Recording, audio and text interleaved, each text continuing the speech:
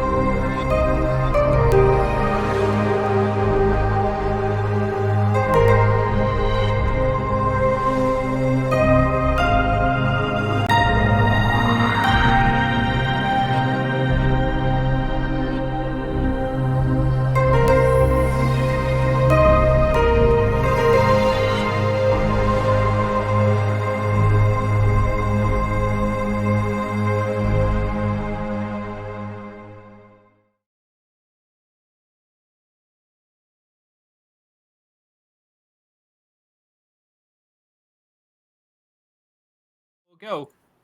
Oh, going. Hello, everyone. Welcome to the Quelmar realm.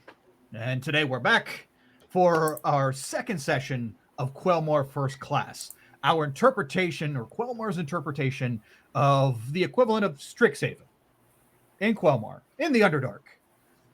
And we're going to spend some time at Catharta Academy, Quelmar's premier academy for the magically inclined, the chosen few who are to defend the realm against the growing dragon menace above, as well as any other things that happen to come by that we need to take care of. But we're in year one. This is literally Catharta's first class, start to finish.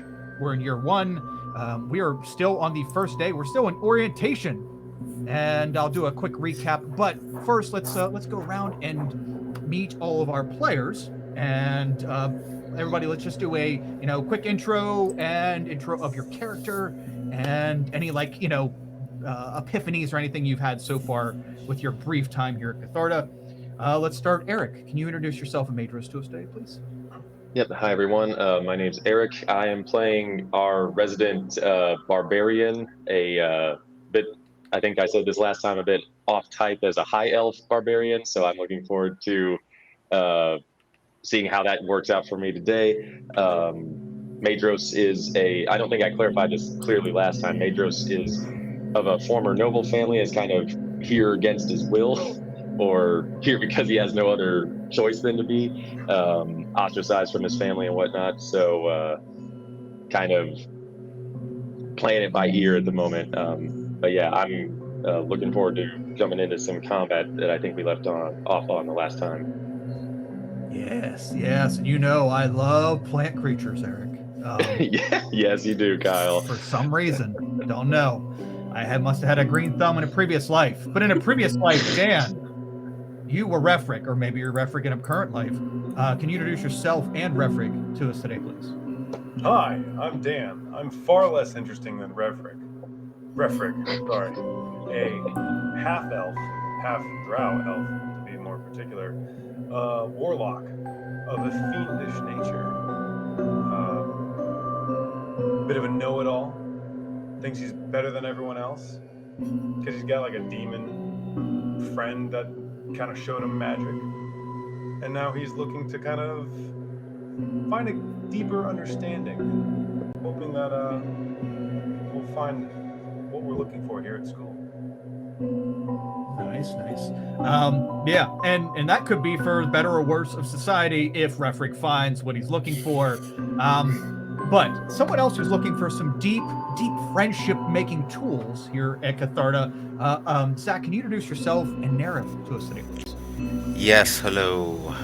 My name's Zach, and my character is Nerif Somnum, the strange little halfling bard who sees dead people, has seen dead people his whole life, and is so very happy to be here to learn how to teach other people to see dead people, because then no one would be sad anymore and everyone could have their friends again, forever and always. Very excited to be here. Oh, that was very lovely. And Nerif is a sweet, sweet boy. And yeah, and speaking of having friends, everyone having friends, always.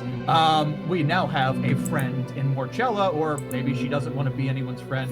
It's a little, it's maybe too early to tell, but damn, she's very imposing.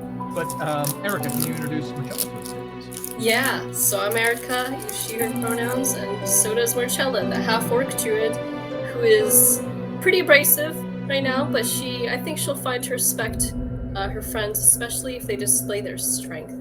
That's really, she wants to be powerful, and she thinks that maybe there will be other powerful people here too that will earn her respect. Nice.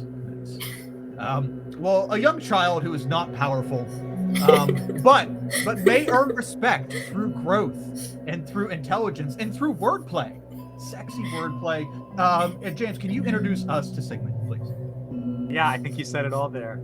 Sigmund Bestimung. Sigmund Bestimung is a 16-year-old child prodigy, honored to be a member of the first class of Quelmar's greatest school in the history of Quelmar. Sigmund's an Illumian, which means he can generate text like word art above his head, and he can change what it says at will. He uses it liberally, and he does his best to fit in among the other cool kids at college. He says words like damn. And frick. Cool. James, do we have any more scheduled promo stuff other than what we ran before? Like any stuff Anything we have new? to do? Yeah, I don't know if we would say that till the end. You can. This is your stream. This is your campaign. You can do it at the beginning or the end. So much responsibility. Let's mess it all up. Okay, awesome. So we've gone around, met our players. Let's do a quick list of some slight changes we made since last we left our first class. One thing I'd like to show all of you is a slight change in the map that you can't see right now till I go on here and done fiddly diddly make it okay. Let's go to bam. There you go. Now we have map labels. You asked for it. It happened. And yeah. So I went and labeled all the different places, or at least in the main campus so far. We're going to spend very little time in the paths, because as first-year students, you are able to go and visit them with supervision, but otherwise you can just kind of walk down that path and stare off into the distance at what they're doing. But the main campus is where you're going to spend most of your time this year. So we have labels, and right now we are over at this pathway over here, which is the path of the material, and that's where we left off last week. So a brief recap: we did a lengthy and very descriptive orientation from the director Venlith. And when we got here to Catharta Academy, our party was introduced to some of the areas were pointed out. Venlith gave them quite a blurby, talkative introduction, and they went over to the cafeteria, to the Catharta Cafe, where they met the head cook. What the hell was that guy's name? I gotta go back and look. Calvin, the head cook, who happens to speak to dead people, but not see any of the other ones or speak to any other dead people other than his. Much to the sadness of Nerif, who really wanted to show off his dead friend. But maybe in the future, we'll see. Maybe you can be powerful enough to train him to see dead people. Who knows? Exciting. Spoilers. Yeah, who knows? So we went to the cafe, and then we finished up the main campus tour. And the director's assistant, Mr. Possum, came, a human, Mr. Putnam, came to escort you to go visit the paths, where you have gone to the first path, the path of the material. You see that very, very awesome little hand down there in the corner of the map. You went to the path of the material, and you're on your way there to visit a professor, Elalan, the material path coordinator. Legend. And you're on your way there when you heard screaming up ahead. Somewhere down this tunnel, there was screaming, and it sounded like there was a kerfuffle. But it just in turn might have been them screaming to warn you that there was a very large plant beast who jumped out of the. This whole path right here is adorned with all kinds of plant life growing on the walls, and some decorative, some functional. Because we're kind of sporting the path of material, the path of life, and all that kind of jazz. So lots of plants down here. But it was hiding in the plants, and as it sprung out to attack all of you, that's where we ended off last time. So, without further ado, and with a second check of the notes, recap tunnel battle. There we go. Awesome. So we're going to transport from Catharta Academy into the tunnel where we left off. Oh, I guess I need to go there too. Not just you, huh? Okay. And to make it better for viewers, I guess I'll zoom in here on my ancient, or not even ancient, just primitive laptop. Yeah, it's brutal. It's not brutal. The Mac, is it? It's no, it's worse than a Mac. Is that possible? It is. Well, I don't know, other than that weird Mac thing that my professor walked through. So, yes. I'll zoom in a little bit more for viewers. All right, let us hop right into combat. Boom, combat music, go. Okay. Let everybody put your tokens on the far left of the map as we are heading right down the tunnel. You see that some of these plants, some of these decorative plants have little glowy bits to them, little glowy like bulbs and such, to help light the way. The long neon tubes, quote unquote, that run the length of this tunnel are not lit. As described in the last game, they are not lit. Oh yeah, and you know those tokens? You guys actually have to attach them. You actually have to attach them. I don't know how to do that. I just realized that. Okay, if you quick tutorial time. If you drag and drop those tokens onto the map, then I can right-click and assign them. I can put them here. Like drag them from Discord onto the map? I would assume you have to have the file on your computer. Yeah, they have to come from Discord into here. All right. And you would need to put the file in there. Or you can put, when you open up your character, you click edit.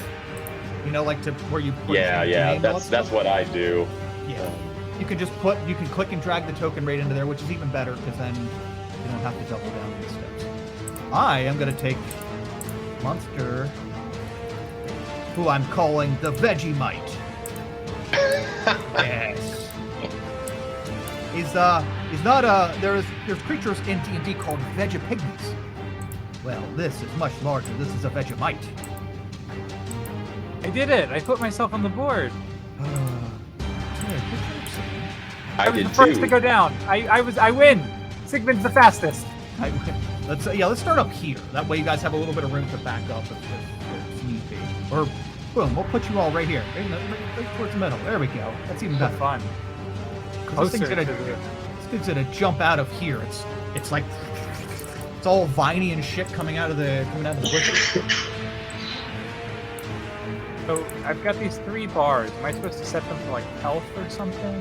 Yeah, you can. You can track. Those are just to track. You can track health. You can track like monks track key points. You can track your armor class. I set it to my health. Boom. Can you guys see that, or can only I see that? Only you can, I believe. Yeah, in the DM. Yeah. I can turn it on if you want everybody else to see your health. Do we want to do health bars? Is that a thing? I like health bars because I am the cleric and I'm going to enjoy seeing everyone's health at a glance, but I will appreciate if somebody has an argument against it, we can do not health bars. We should do health bars. We can Oh, say that we one can say your fella. little Poindexter brain sees like it's like unlocking the hit point bar thing in Kingdom Hearts where you don't get it at the start. Yeah. Yes. Earned info. While you all are putting your tokens on there, we still have one to go. While everybody's putting your tokens on there, no, we're good. We're done. I'll wait. Do that at a Yeah. What you got, Martello? No, I was just agreeing you should wait. Sorry. All right, I'm gonna put all the ability to the red dot when you click on your token, the red field, that will be your health, so that you guys can see each other's health. Once you fill that number in, your health bar will pop up, and you'll be good to go. I am putting the ability for everybody else to see that on your tokens as we speak. Bam, bam. One more bam, bam. There we go. I think that's all.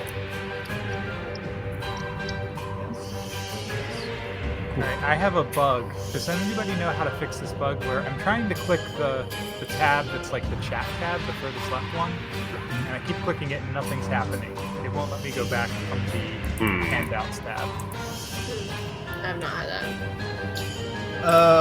It's okay. I'll refresh. I'll fix it. I'll fix it with a refresh. When in doubt, and roll 20 refresh because it's a shit show sometimes. Great, perfect.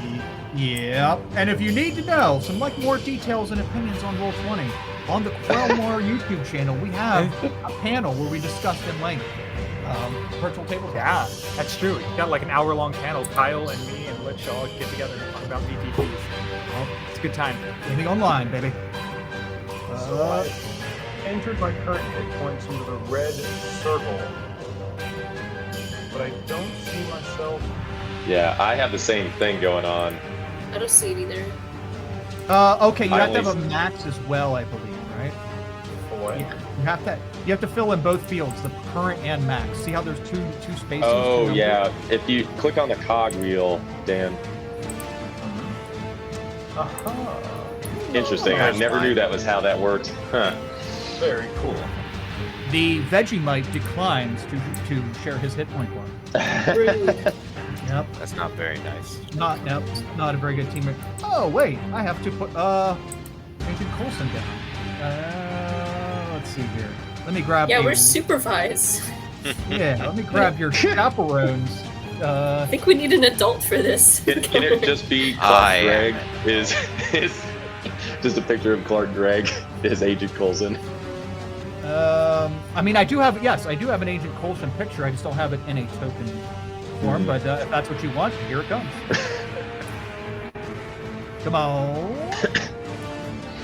I just imagine his face occupying a square. Yep, there it Oh is. my god, it's so big! Yep. You didn't know he was a humongous. Man, look at that jawline. Bam! Underestimated in his field. All right, so Coulson's gonna hang back. All right, group, we need to tighten it up a little bit. We would not be going down this hallway in such a crazy fashion. I guess Coulson will be towards the front because he wants to die. And here we go. We're all walking together. This is a leisurely stroll down a creepy, pretty dark tunnel down to some place that you've never been. Totally on point. All right, gang. Let's everybody roll initiative. Make sure you're clicked on your token when you do it. Please make sure you highlight your token. Just give it a click, highlight it so that it knows what you're rolling initiative for. And then where's the initiative button?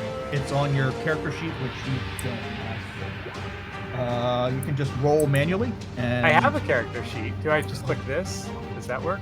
There is a button called initiative. Hey, look, I did it. I clicked the initiative button on the sheet. Ah! See? You had the power in you the whole time. See, luckily my dexterity modifier is already 0, so it doesn't matter. I haven't filled it out. No complicated math. Zach, your dex score, is it 14 or 15?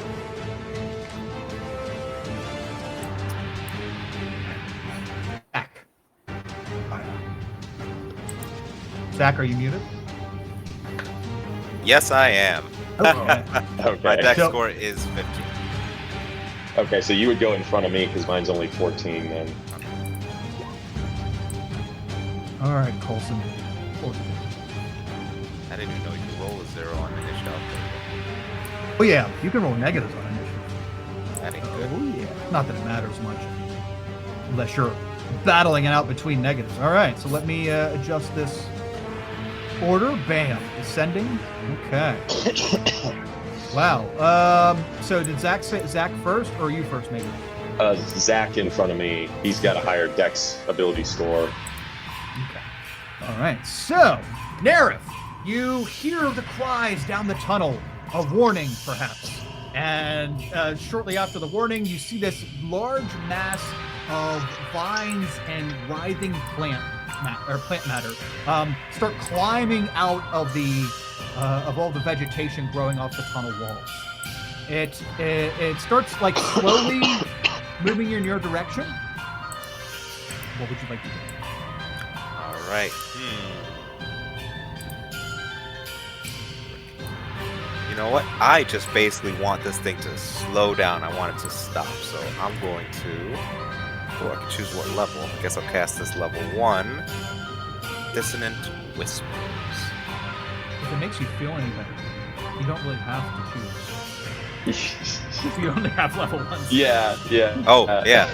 Sorry, I But- don't know why. It gave me the option, so I thought, Yeah, it doesn't. We're level 1, buddy. Okay, Dissonant Whispers. That is a wisdom save. Let's see here. Its wisdom is +1. Okay. So it will attempt to. Ooh. my lord. This is how this is going to be. Okay. Does it take with Dissonant Whispers? Does it take half damage on a fail? I believe that's how it works, yes. Check here. That's a level 1 spell. Shouldn't be safe. Yeah, on a failed save. On a successful save, the target takes half as much damage and doesn't have to move away. Okay. Alright. Let's so let me put the hit points up here. Kind of trying to just get him to go away from us. That did not go away. Definitely a How good did spell. a plant creature have over 20 wisdom? That's crazy. That roll was so good. Yeah. He's been waiting for this his whole life. He might have I been guess created so. 5 minutes ago. Awesome. All right. Next up, Madros. You see Nerif snap into action and begin casting a spell, and unfortunately, it doesn't seem to elicit any response. What would you like to do? Is just so I know, Kyle, the like leafy crap in the background, that's not like difficult terrain or anything, is it? No, it's just stuff Okay, growing okay. off.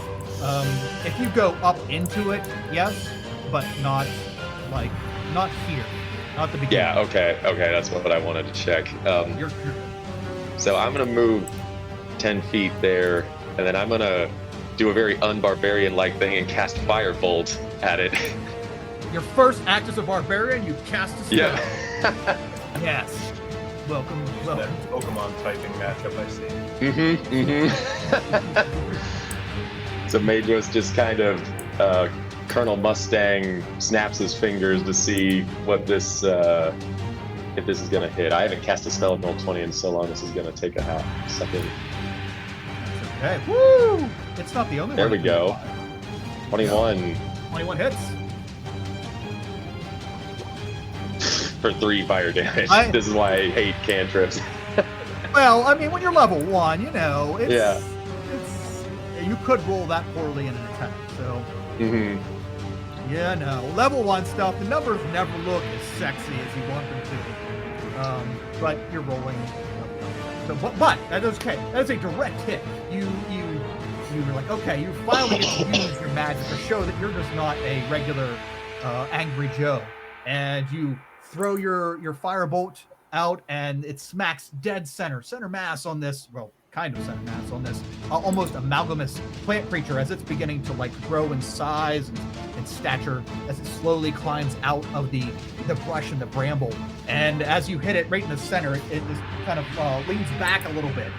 It makes like a weird cracking and creaking sound.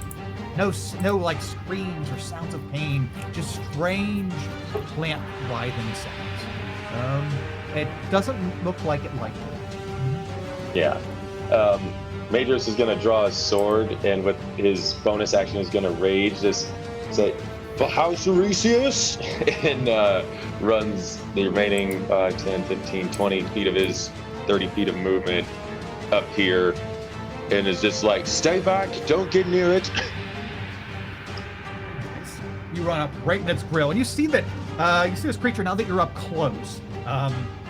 You see that it is dotted with all kinds of weird, like flower petals, and you see some red bulbs that almost look like cherry tomatoes. But you would think they were cherry tomatoes, but now that you're close and in this glowing light, you can see that they're moving and following your movement, almost like eyes, but they're eyes dotted all over its body.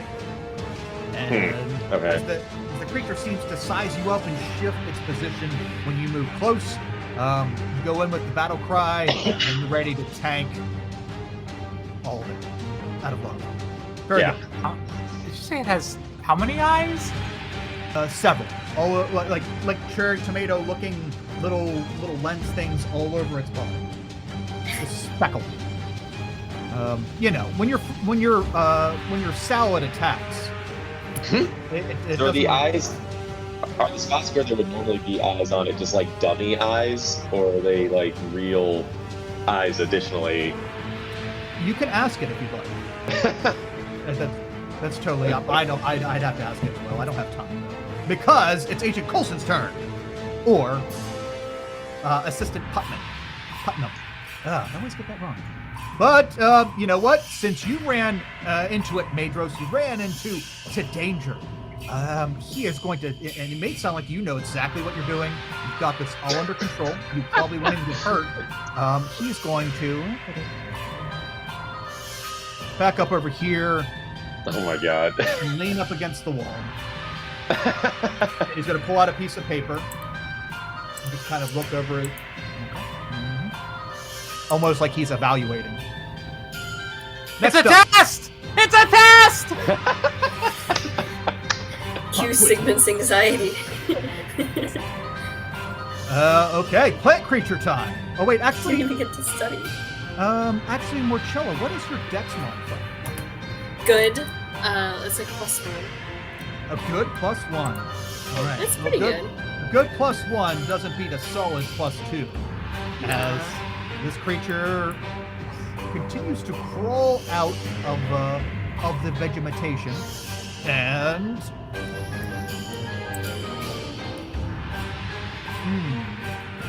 how does he feel about bravery?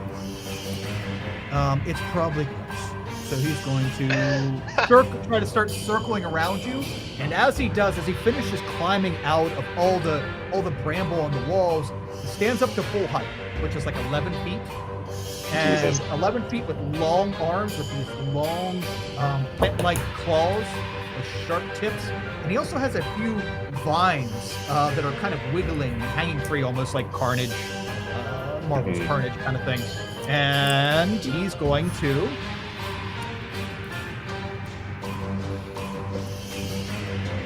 Yep, he's going to do... Okay, he's going to start off with a claw attack against Madros. That's hard enough to question this barbarian. Ooh. That's missing.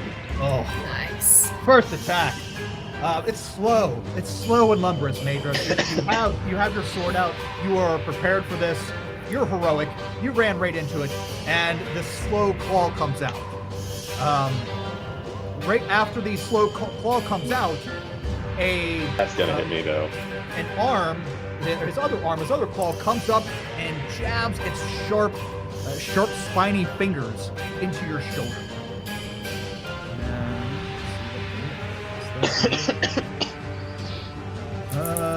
1d6 plus 2. Not too bad. I mean, Especially when it's halved against me. yeah. See? Yeah. So it's more like a scrape, you know? He scrapes you. He takes his 2 claw attacks, and he has a vine grab attack. What's he going to use that on? All right. I think it's going to be... wait, let me roll a d4. Okay, Sigmund it is. Ah! Sigmund. Oh no, wait. I'm sorry. He can't. He has to move 5. There we go. 15 foot. Sigmund. I need you to make an athletics check. Oh God, this ought to be good. Are you kidding me? I think it's just 0. Can you give him a -1 because I put mud in his shoes? It makes it. No, Wow. he has no grip anymore. I got a 16, 16 not on bad. the die. That's pretty good. You know what? no. Oh, wait, is it meter beam? It is meter beam. Okay. You see this creature eyeing up Madros, and he's swinging claws around and getting vicious, or trying to get vicious. It's barely hurting Madros. Trying to get vicious. Out of the creature's left flank, juts this long vine, and it wraps itself around your waist, and bloop, pulls you right up against the creature. Now that you're up close, you can also see that this creature's body is consistent of thousands of writhing vines constantly shifting and moving. And within those vines, you can see nice little lotus petals and all kinds of weird shit, patches of moss, and these small, like cherry tomato looking eyes. And as they pull you real close, within inches, you see like 4 or 5 of them just kind of flicker and look right at you, right in the face. And They look doesn't do right any in your damage. face. It doesn't do any damage, but you are now grappled. I'm It's more than very grappled. spooky. I'm horrified. Yeah. Did I skip? No. Okay, good. Awesome. Morchella, you see the large plant creature finally come out of the Yes. bushes and start messing with your classmates. What would you like to do? I want to know what is. So I got a 13 on my nature roll. Okay. Without using your action, just a gleam of what it is. You know what? Let's help you. Let's help Morchella. Because She's this a druid after all. well, I mean, this would be a perfect time to get a little help. And let's no better way to look than let's go back to the regular music. Marcella, as you're trying to analyze this creature, you take a look at it, and it's a weird, like I said, a weird amalgamation of plants, writhing plant mass.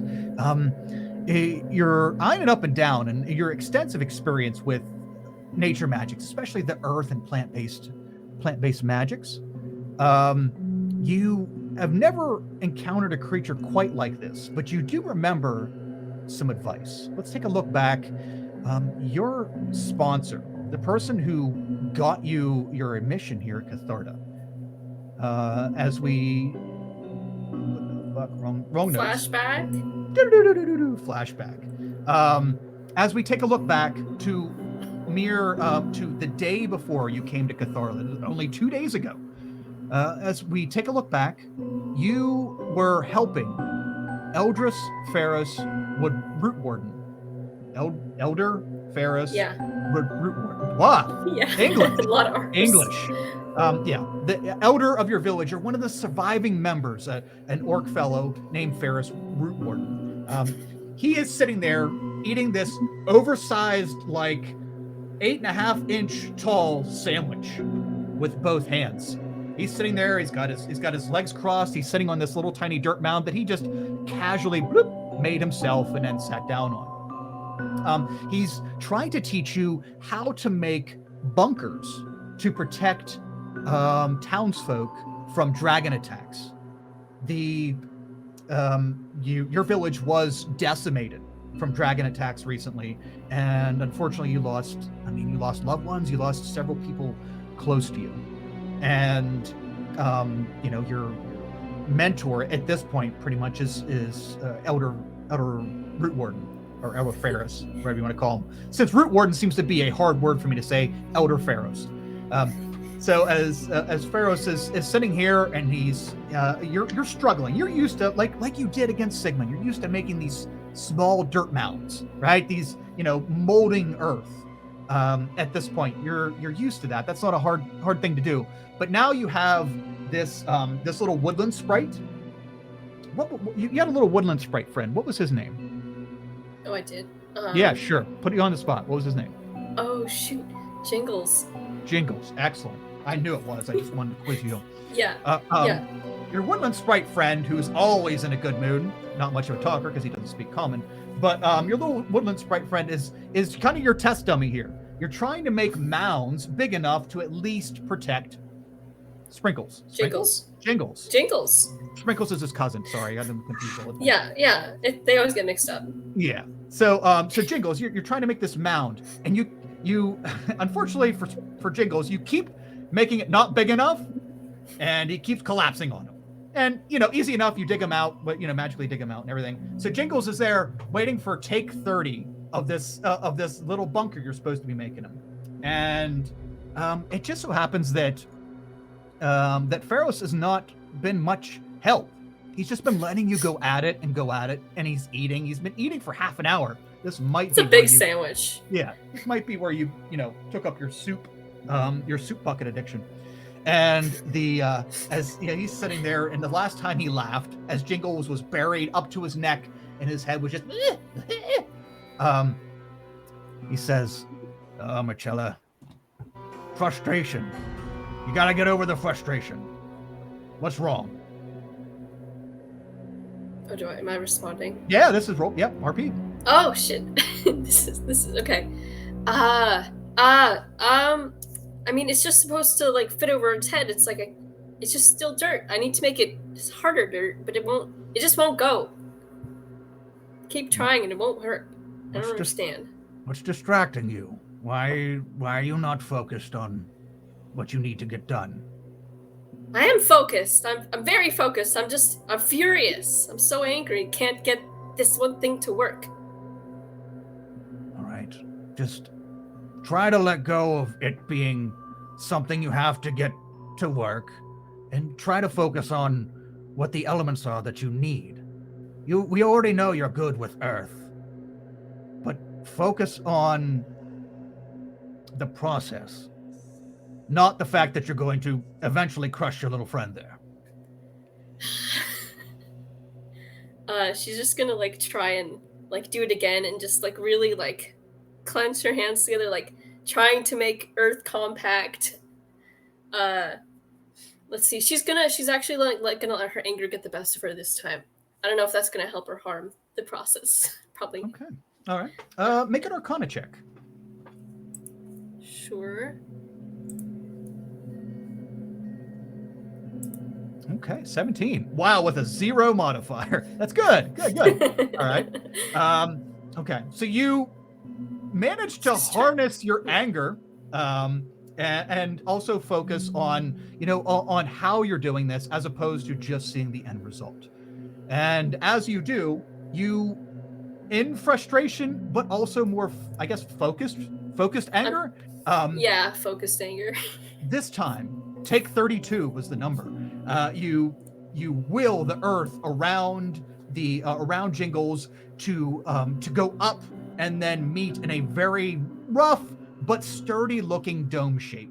Jingles is totally he doesn't even breathe through his nose, but he's holding his nose, totally waiting for it to collapse. But you not only made it large enough for Jingles to fit in, but large enough for, let's say, a small size creature like a halfling or a gnome to take shelter in.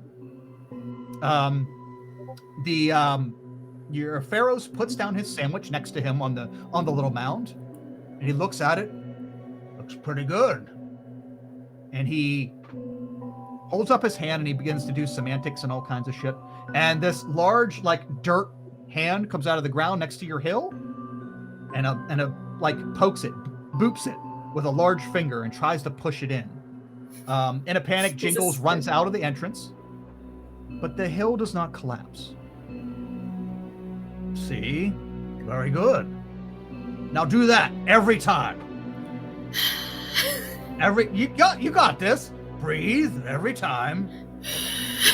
See? Let's practice again. 30 more times. Let's go. Oh god. All right. And then we're gonna fade out of the flashback. And you did. You practiced it 30 more times, and you know what? It worked a few more times. But you refined that skill. You refined it enough that it puts you above others in your like experience range with earth and plant magic, because Elder Ferris had you work extensively on those two subjects. So in that, if you take a look in your handouts, you will find that you are an earthly adept. You can go ahead and read that. And by the way, everybody's going to have our flashbacks here, where you learn a little bit about your character's past, and also what set you above others in your same category / experience level. Cool. Can I also estimate how big this creature is? It is a large creature. Like 10 by 10? 11 feet tall by 5 feet wide. Right now, Okay. and it seems a little shifty, a little shapy, but yeah, it's a large creature. Speaking of that, Marcella, would you like to tell the rest of the group, your earthly adept, like what makes you set you above the rest in your particular category? Oh, yeah. Your training and natural abilities exceed those of all your peers of similar experience level. Add an additional damage die when dealing damage with earth or plant-based spells of level 1 or higher. In addition, my Mold Earth cantrip has double the area of effect and max movement distance. Oh, I can make stuff move? Oh, yeah, I guess I can. Yeah, I can make stuff move, I guess. Mold Earth, typically you could take a 5-foot cube and move it 5 feet. But now you can take a 10-foot cube and move it 10 feet. Can I make quicksand? Not yet, but Okay. let's study. Okay. All of you are going to learn. All you are going to come in here with some kind of skill that you're gonna know when to use it. And you will all leave with additional skills that aren't like, player's handbook, whatever, given boons, we'll call them. So, okay, Marcella, you're eyeing this creature up, and you're starting to see it as another set of plants, another challenge that if you focus your anger right, you can find a way to work around. Okay, so I noticed it came out of the earth, and that probably let more of the tentacles wave around, I assume. Yeah, you're not sure if it pulled out any of the natural vegetation here to add to its mass, but you do know that it was camouflaged in there. It was indiscernible from this tunnel, the vegetation. Okay, so I'm gonna use my cantrip, Mold Earth. Whoop. There it goes. And then it's a really long description, so I gotta find the one I want.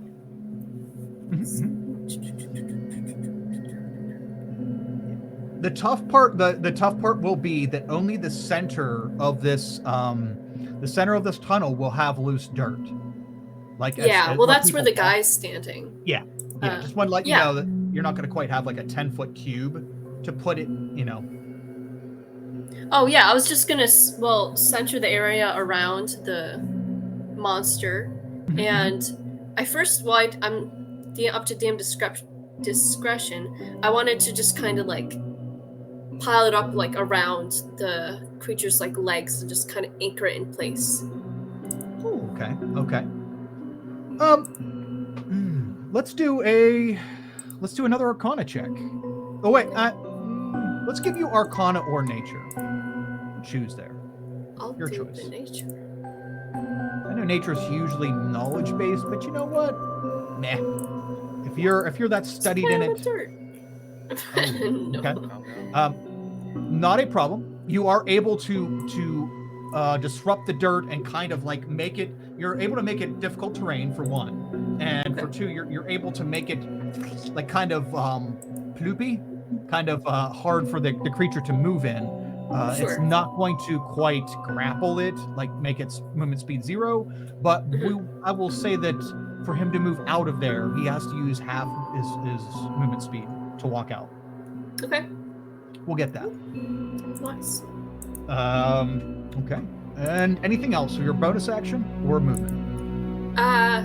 Let's see. I moved 1, 2, 3, 4, 5, 6. I'm gonna get ready. I'm gearing up to smack this thing in the face. Next turn.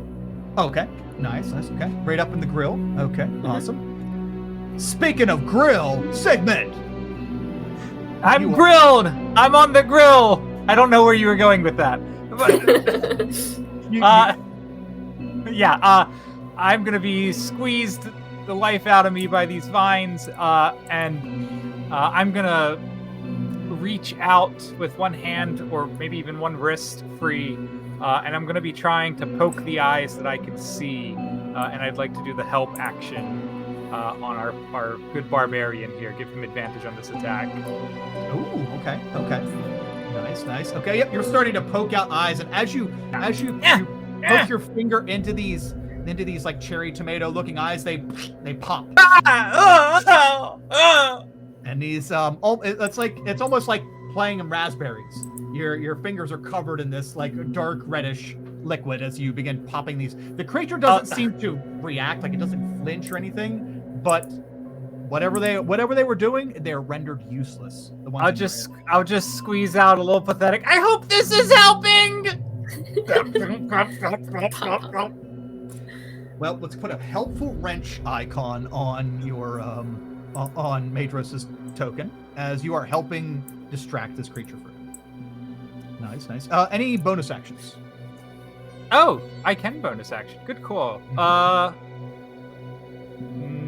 No, because Madros only took 2 damage, right? So I'll hold on. I do have healing word, but I'll wait until somebody's a little more danger. Okay, fair. Okay, referee, you're up.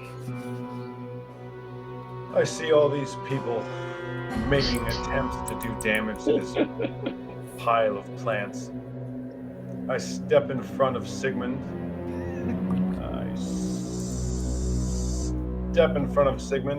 And I fire an Eldritch Blast at the blasted creature.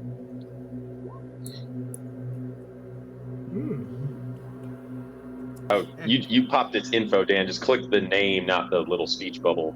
Yeah. Oh shit! Living up to his name. God. Jesus. See, that works a lot better. Excellent. Now click the word Eldritch Blast and it'll roll damage for you. Oh my god. Nice. Are you Jesus. kidding me? Nice. Oh, Great. Man, reference living up to his words here. Wow. 16. Okay. And that's force too. Yeah. You Kamehameha the plant creature and a hole. You blow a hole in like not quite the center of it, but like one of its flanks. You blow a chunk out, so it's like a crescent hole hanging off the side of it. And you see all this like this wet plant, slimy wet plant stuff just kind of plop to the ground because of the vacant gap in its flank, and it begins to lean a little bit. Yeah, definitely injured. Definitely. Very nice. Any bonus actions, movement, or cocky comments? I do the Bruce thing where I go, child's play. Nice. I think that's enough for now. Okay. Yes, that did seem like enough. Very good. 16. Woo. Awesome. Nice. We're back at the top of the order, and Nerif, what would you like to do? I'm just sitting there shocked, just like, he's strong. Want to learn how he did that. You know what? I think the barbarian's gonna need a little bit of help. This thing's very big, very scary. I don't like it very much, I have to say. So let's see here. I'm going to go ahead and use silvery barbs on the creature. Okay. If Nerif doesn't like you, there's something wrong. Yeah. See, I like everyone, and I do not like this plant thing. It is not Well, friendly. this is a reaction spell, Zach. You can't use it the way you're trying to use it now. Really? Yeah, it's Oh, when it it tries to do something, you can silvery barbs it to mess with it. Yeah, you can wait until it tries to attack me or anybody else, and so you can cast that off your turn. Okay, so I don't have to be on my turn to use that. Great. No. Oh, that's awesome. And once you use your reaction, you have to wait till the start of your turn to use it again, though. Okay, all right. But I can do another spell in the interim. Yes. Awesome. Well, I guess all I'm gonna try to do is, I guess, a cantrip. I really don't have too much right now. That I want to. I don't want to burn my spell slots. So. Still have your bardic inspiration as well. I forget how to do that. Dish that out and do a cantrip, all in the same round. How do I go about doing that? You use a bonus action, and you say, "I give bardic inspiration to so and so." Now you are the spirits bard, so your bardic inspiration at the beginning of each day, I think you get a tail. Do you know what your tail is for today? I do not. I have not rolled for that. Okay, I have the book over yonder. But yeah, you're going to need to roll that because it gives an added effect. So you're going to want to know what that is. Do you have the book handy? I have it on roll 20, so if you can. But we're level 1. He wouldn't have picked that yet, would he? Oh, yeah, that's right. Never mind. You're not. So. My bad. Oh, okay. My bad. I forgot. Boy, level 1, man. It's been. I rarely ever play level 1 games. I forgot. We're not even. Most of us, with the exception of I think Sigmund and Refrig, don't even have subclasses yet. So that's right. Okay, but you do have bardic inspiration. You just use your bonus action to give. You have a number of them equal to your proficiency bonus, I believe, or charisma modifier. It might have been charisma modifier because it's. I believe it's charisma. Yeah, that was an early metric. So yeah, you have a number of them per long rest equal to your charisma modifier, and you give that to somebody, and it allows them to add that to a roll within the next 10 minutes. Perfect. I will go ahead then and give that to our barb over here. Hopefully give him a little bit of more power. How do I roll for that? Let me get to it. Oh, you won't roll for it. You just give it to him, and he will. He will roll it whenever he uses it. I'll just put a little icon that reminds me that I have it. Oh, perfect. Great. Okay, well then I guess that's my bonus action. So what I'm going to do for my main action is... There we go.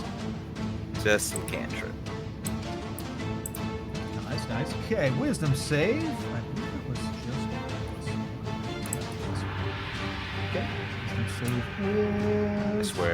I swear. So does he, apparently. He's a wise plant fucker. Yep, he is not having it. It is your arch nemesis. This will end up being the big bad for you. I never knew plants could be so wise and smart, and maybe we should learn from him instead. Yeah, that's actually Professor Thaddeus we've been fighting. Oh, that would make some sense then. Well, I've done all I can do. Okay, awesome. Next up, Madros. Madros, you are super powered in many ways. Yeah. I can't remember. Does bardic inspiration have to be used before I know the outcome of the roll, right? No, you can use it after the roll, but before the DM says the outcome. Yeah, okay. Man, do I want to... Jeez, hang on. Remembering names. Sigmund, do you want me to pull you free? I can kill this thing! Righto. I'll take my greatsword and just try and golf swing uppercut this thing at point blank range. Yeah, I'm definitely gonna use. Oh right, I forgot you gave me the help action. I'll just roll it again. Nice. Yeah. There we go. Yeah, so that's the damage from that hits, I assume, Kyle. Oh yeah. We don't need to use your bardic inspiration. That is. Yeah, no. That's 6 plus 2 from the rage damage, so that's 8 slashing damage to him. Nice. Okay, let me. So kind of ass on the damage for that sword, but 8's not bad. Not bad. Okay, so you uppercut with your sword and slice a big gouge. So big that it's right by the shoulder, and the arm just kind of falls off onto the ground and flops, and then it quickly begins to shrivel up and wither as it lies on the ground. And you can notice that the chunk, or what's left of the chunks that Refrig blew out of the creature's torso, those are also laying down shriveled up. So it doesn't look like this thing can survive much away from itself. You, okay. You do hack off one of its arms, so it's down to one arm, down to one claw. Awesome. I just shout to, is it Putnam is the prof here? Yeah. Right, Putnam, that's how... sorry, I'm losing my train of thought because I'm trying not to cough. Putnam, that's right there. The blade, better than magic every time. I'll stick with this for my tenure here. Oh. My fire did absolutely nothing to it. Did you see the Eldritch Blast? I did get that, yes. I did. Don't yes. make me backhand you. Okay, lack of team coordinated. Okay. All right. Yeah. Continue. That's good. Swordplay. Like it. It's unusual to see here, so it's really nice. Change of pace. Okay. Oh, by the way, this isn't a test. This is unscheduled. So if it kills you, I didn't. It's not. I have nothing to do with it. And with that in mind, Agent Coulson continues to God, why do you even have them on the initiative tracker? because he needs time to reflect and to, Yeah. to catch up on his notes, because a lot's happening, right? Right, you only get like 25 seconds a turn. It's got a lot of notes to take. Yeah, well, 6. It's 6 Oh, seconds. 6, that's even less. Yeah, so he's really got to hammer out. He needs Yes. Yeah. He's luckily Putnam knows shorthand, so, dying art, but he's got it down. Yeah. But who else has shit down? The Plants Monster has... Not plants. Yeah, Plants Monster, it's all over the place. I really need to learn like Raise Dead so we can do some Plants vs. Zombies. Oh, wow. Oh yeah. Well, I'm gonna get plants on Dead, so we can literally do Plants vs. Zombies. We could use the music, the game's music. All right. Well, because it's got the cherry poppin' child. Let's go. No. Okay. I removed that phrase from this game. Right. Well, I was thinking of the what was the fucking band that was something close to that, right? Cherry pie? I don't know. No, it was kind of like it was like a swing band, like I don't know, it was 90s. Ska or something. Kyle, It was there's a a reason different they don't time. let. There's a reason they don't let you kill kids in Fallout. Like I know there's mods for that, but That's true. Hey, you know what? This kid came and is stabbing eyes out. So the plant creature is going to try to not stab its eyes out. That's just vengeful. It's going to take its remaining claw, and it's going to pull you up off your feet, Sigmund, with the vine that it has you wrapped in, and it's going to try to stab you. Now you're grappled, but you're not restrained. Okay, hold on and let him pass first, then do that. Gotcha. Yeah, that way you don't have to waste it in case he fails anyway. Awesome. Yeah, so as soon as he does something that you don't want him to do, then that he succeeds on. okay, he will make his first claw attack at Sigmund. I thought he only had one hand. He does. How He can he doesn't claw me and grapple me at the same time? Yes, you grapple with Covered a in vine. plants. Oh, it's a special vine. Now, Naren. Now you'd like to use silvery barbs? Yes, I want to make Okay. sure that he can dodge this because I do not want my very wordy friend to get hurt. That didn't help. Sigmund, the creature raises up its remaining arm, and like it kind of short circuits for a second, and then it lunges its arm forward anyway, and tries to stab you in the belly. God, I knew I should have pulled you out of there, Sigmund, because I forget you're Oh, super shit. swishy. Hold on, Yeah. wait. So, just real Are you fast. down? this Silvery barb stuff.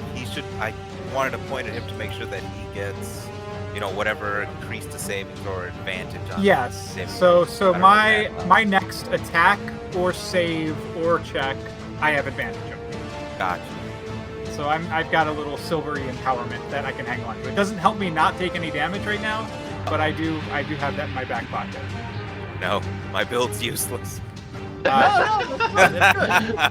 Just kidding. Good, you're empowering everybody. We're just having a rough go of it with the creature. This Still up. plant is like your Level arch one nemesis, fighting. Nerif. I'm not up by. Oh, hold on, I need to go. I need that. There we go. That's me. Yeah, we hear like the Pokemon red chiming noise or Kingdom Hearts chiming noise right now. Yeah. Oh my goodness. Ah! I'll tell you what. This is exciting. All right. Second claw attack. What? It only has one claw, but like players, when you have multi-attack, you attack with your on-hand multiple times. It doesn't have an offhand attack. It has, whatever. It does have an offhand. It's right there, unshriveled on the ground. I can see it. It is off. True. It is off. It's literally off. It's gonna try to, as it pivots, because it's doing something. As it begins to turn, it's gonna try to slash at Marcella. Seeing as though it like barely did anything to this Joker with the sword, it's gonna try to slash at Marcella. Joker. I'd like to see you try. Oh, yeah, he did. This plant monster has like the best rolls I've ever seen. Yeah, they're Christmas. crazy. As Oh, you're taunting at Marcella, you see this Come at me. long claw just rake across your arm and deal. Ooh, max damage. Jesus. Jeez, ow, yeah. This is why I went up front, guys. I'm good. Down to the tendon. Well, let's do some fun move time. There's more. There's no more attacks, but it has this feature that it used on Sigmund to pull him close. It has up to 2 of these, and when it uses it on a creature of medium or smaller, it can pull them to it. But when he uses it on an object, You can throw it. whoop, whoop. Can I not opportunity attack him when he does that? Yeah, you'll be able to. Okay. Okay. Both Madros and Mortella, if you'd like, you have an opportunity to swipe at this creature as it is zipping away. Hell yeah. Ooh, both I'm going I to use the smacked Bardic the shit Inspiration dice from you don't. Narek. Okay, all right. Oh, well. I Yeah, know. sorry. I'm the Yeah, dumb one. Whatever. Don't worry, Yeah, I didn't tell you. you're not supposed to tell me that, Kyle. That's right. Because Too much. I still don't know this thing's AC because no one's rolled really badly or Yeah. rolled right on the fridge. So We don't claim to be spoiler free. so that's 11 from me I did with 5. the rage damage. I got 5 bludgeoning. Actually, no, sorry, never mind. My rage damage is being incorporated in there because I corrected that already. So I'm sorry, Kyle. Take 2 points back onto its health from the last time I hit it. Oh, okay. I see what you're saying. Yeah, I macroed it in and forgot that I had done it. So No. Oh, yeah. I see what you mean. Okay, it's just not in the formula. It's in the end product. Okay, gotcha. All right. Well, so actually, no, it isn't because it's just rolled plus my strength. So I guess it isn't in there. no, it is. Look at the end after the equal sign. You were right. It does have it in. Because the 2d6. Oh no, mine. That's 2d6. That's not 1. Yeah, because it's a Yeah. great sword. All right. So now add it back. Yeah. Sorry. I've got to fix that. That's okay. So 11 from you and 5 Yeah. from Marcella. 16 damage, huh? All right. So the creature, trying to escape with its new interest, new very wounded interest, zips like a zip line, lashes out a vine and pulls itself, and by proxy pulls Sigmund across the battlefield, and then.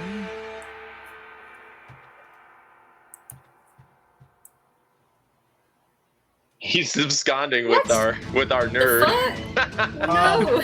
begins to like almost like a shark in water weave its way through the vines. The Sigmund, I need you. Actually, you're gonna slow him down. There we go. Sigmund, I need you to make a Constitution saving throw. Oh my god. Have Get whacked in the advantage. face. silvery barbs. So let's see. It's either a 3 Wow. or a nothing. That's 11 terrible. total. Oh, 11 9 total? plus 2, 11. Yeah. Woo! Meter beat, baby. That was 11. Oh my god. Yes. Oh, silvery barbs. Silvery Barb pulls through. As you Just barely. all these different plant life, you start to feel your face itch, and then you get this you like this urge to clear your throat. Your face smacks off some like spiky stuff. Not enough to like, you know, push your skin or anything, but you stave off some effects of rather discomforting poisonous plants. The creature is dragging you away, but it doesn't get too far. And it was leaving difficult terrain. That's True, but it didn't have to walk out. It was yanked. Oh, it didn't. Yeah, it didn't use its movement speed to It's get out. Spider-Man itself out. Yeah. Yeah. So yeah, it didn't affect it on that. Okay, that's its turn. King Kong is got its little human and it's zipping away, trying to. Itty bitty. More challenge. Someone help me! Get back here! She's gonna throw her own thorn whip at it and try to yank it back. Oh, nice. All right. Very Go ahead and roll the damage. So, if it hits, it does 1d6. Alright, damage. And also, I can pull it 10 feet closer to me. So it does 2 damage. And I'm gonna yank it back 10 feet towards me. I never thought that would be useful. As you do, you send out your thorn whip and you like thread the needle because this thing's in a bunch of plants. You get the thorn whip to zip out and go between these different plants and then wrap around this thing's waist and yank it. And when you yank the creature and Sigmund out of the brush, the creature where you had the vine, it just kind of cuts it in half when the vine pulls it, and it drops down into like legs and then torso and upper body. Sigmund, the vine wrapped around your waist goes limp, and you fall to the ground, undamaged. And the creature just kind of falls into 2 pieces, and then each piece begins to slowly shrivel up. And shrivel up and fester and die. Ladies and germs, that is the end of your first combat. We did it. GG. That was fantastic, Vine Lady. Oh my goodness, Vine you're my Lady. new best friend too. Creature Fantastic. Bleh. It's dead. All right, gang. So post combat, what are we all doing? I'm gonna pop out a handful of good berries and give everyone 2. Nice. Well, no, actually, some people need more. Hold on, y'all in the back don't need anything. Yeah. Give my good berry to poor Sigmund there. Yeah, I Sigmund gets don't know what I 5. would want. I don't think you can eat that many of them in a day, can you? Oh, can you? Can she? The berry provides nourishment. Can you? Are you gonna be like really full if you eat These are like several? Lembas bread. I don't think you can just like stuff them in your face. It's okay. I can do that too. I'm gonna make the wood goodberry appear over my head, and then I'm gonna cast healing word on myself by grabbing the goodberry word, and I'm gonna grab the 2 O's in good, like they're berries, and I'm gonna eat those. Wow. And cast healing word on myself.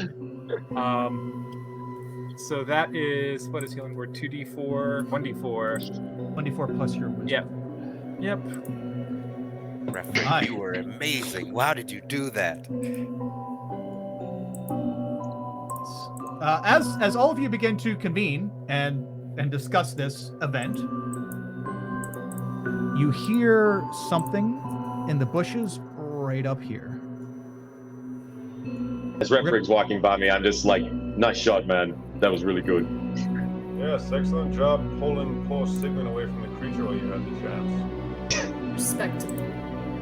Look, I was trying to bring it down before it did any more damage. Clearly, it was a little bit meatier than I thought. Try, you did. All of Sigmund, you my are. worthy friend, how are you feeling? Lost for words. How uncharacteristic. And the words just say ugh. Thanks a lot, guys. It really, you know what they say, it takes a family to save the day. I'm walking. Do they say that? Maybe not where you're from, but they say that where I'm from.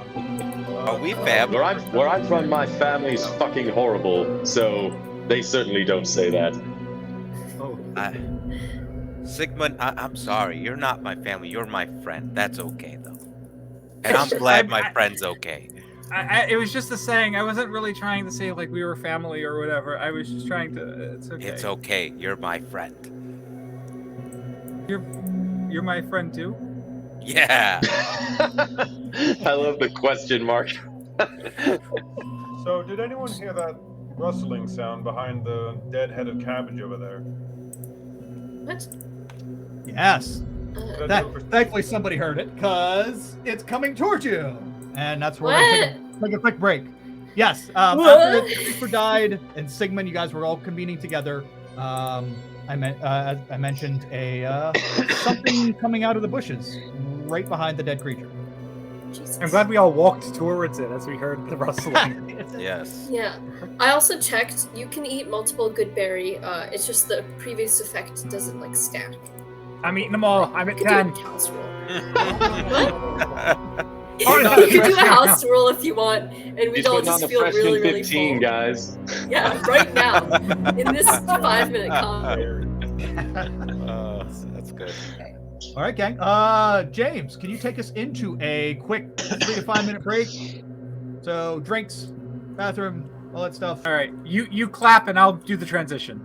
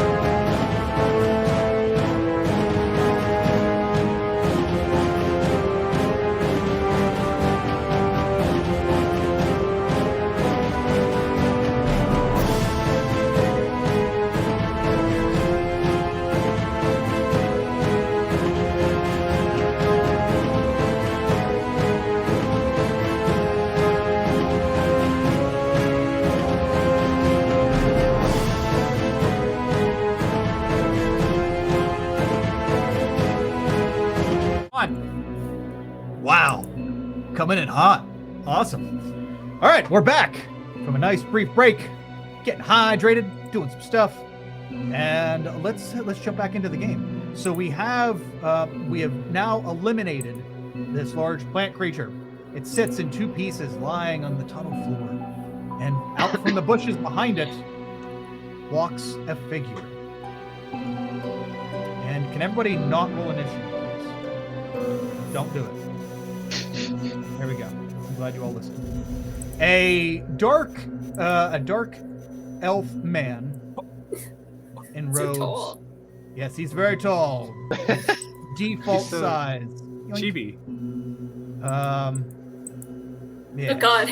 Gargantuan. Even better. The dark elf man walks out from behind, or from these bushes over here, and despite what the token says, I really didn't take the time to find this specific absolute dream image. But it's a dark elf man, and he's got long hair. Marcello, you'll notice that his robes are like green and black and purple, and you see accents of plants actually growing and weaving in around his robes.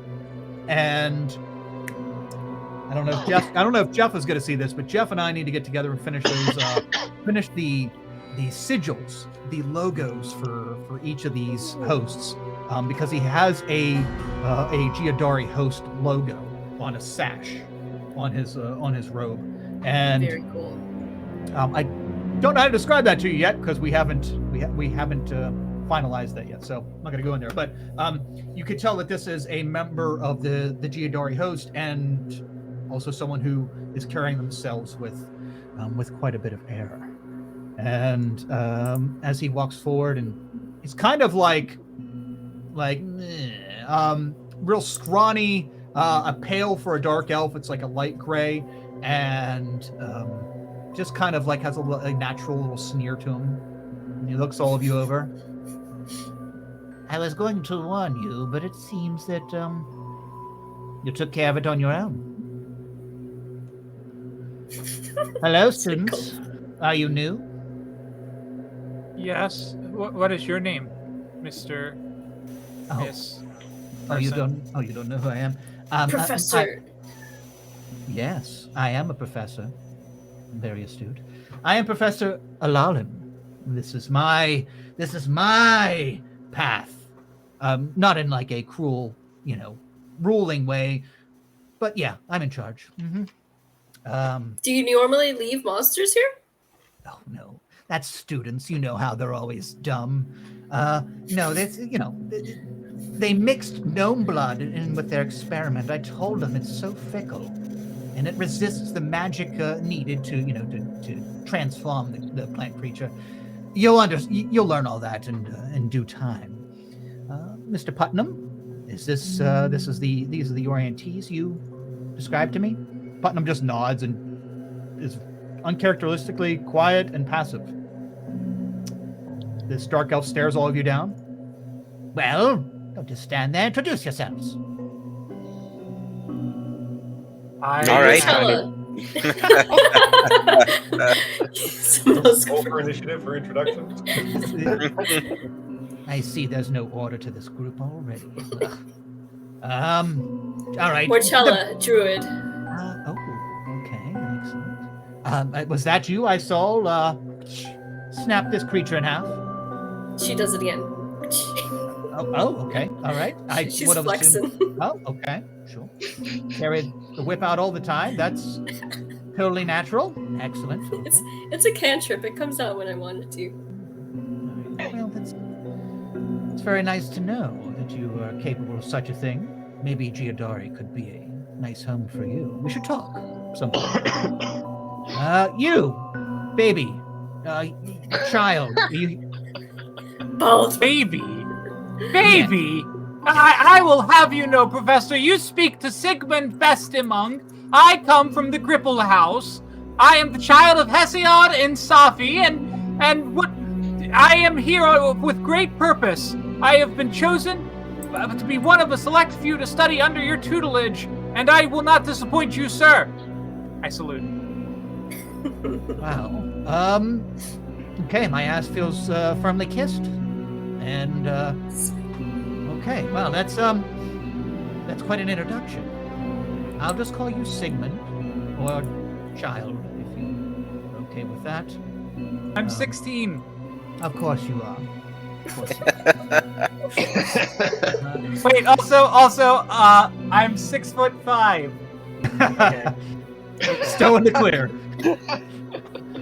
Okay, delusions. Putnam, did you mark? Yep, I already wrote that down. We're good. Okay. Who else do we have here? You said. Points to you, Madros. What is Yeah, your Madros is just like swiping the ichor of the plant monster off of his sword as he sheathes it. Yes, Madros Aresius, House Aresius, although I can't say my standing with my family these days is particularly high. I have some magical talent, but really this, as he sort of waves his sword around as he's sheathing it, is where my true abilities lie. So. You seem pretty humble. Your family is a bunch of arrogant fucks. I do recognize the name.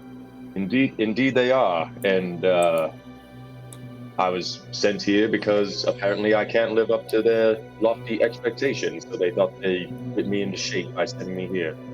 Well, let's hope you get a nice education here, and you can go back and throw it all in their face and restart the house anew, in better light. Indeed. You looks down at you, Nerif. What's your deal? My deal? You're a halfling, right? Yes. Okay, yeah. I don't see many halflings down here. It's not really a safe place for you.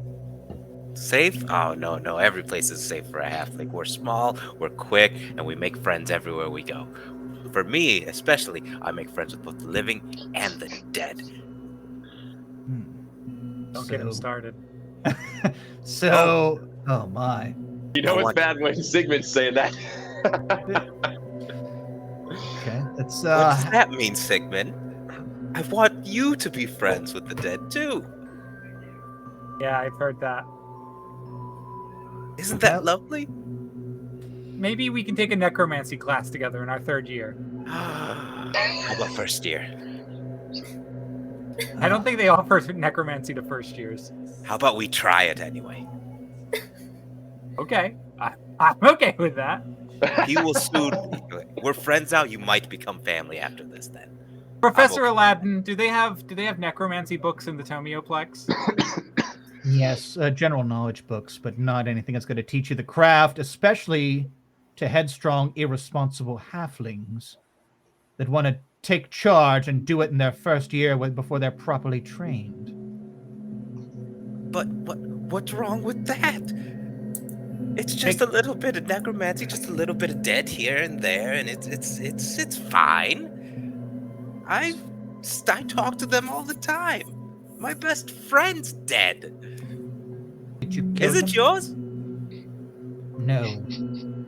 Oh, you seem like you'd be friends with only the dead. No. Is that because he looks like a vampire? No, because he kind of doesn't seem to be nice to living folk.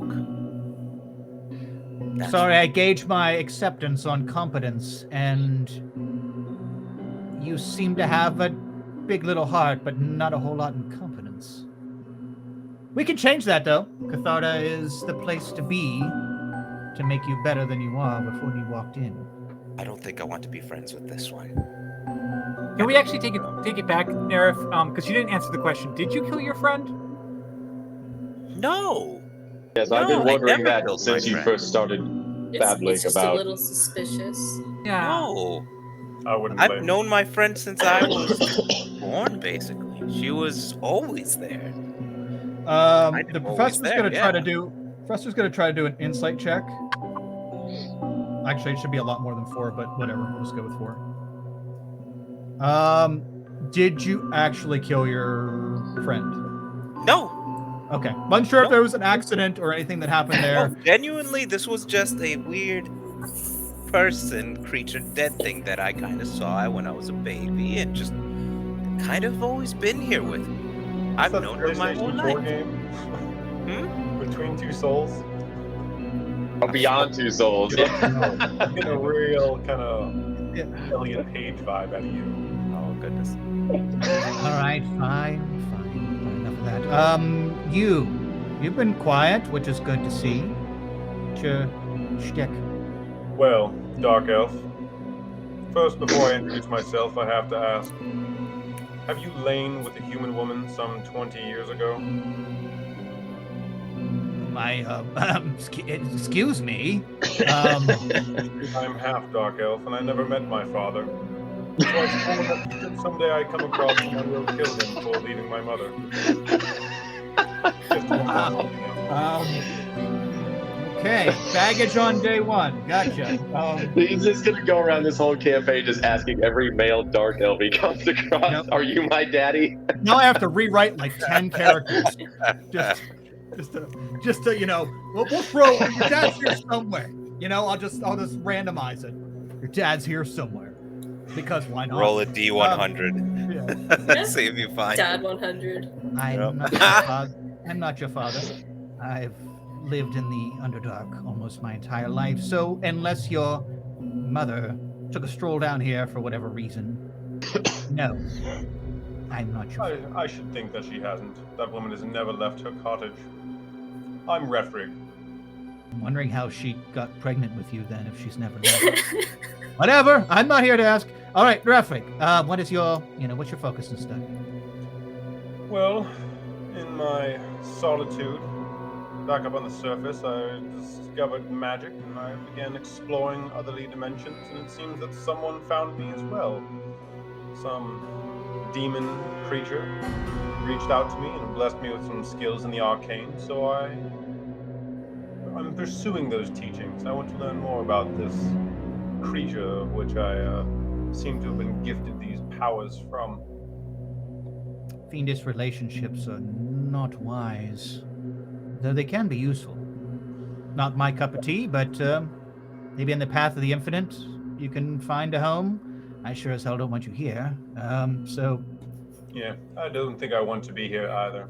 Not with you, anyway. That's fine.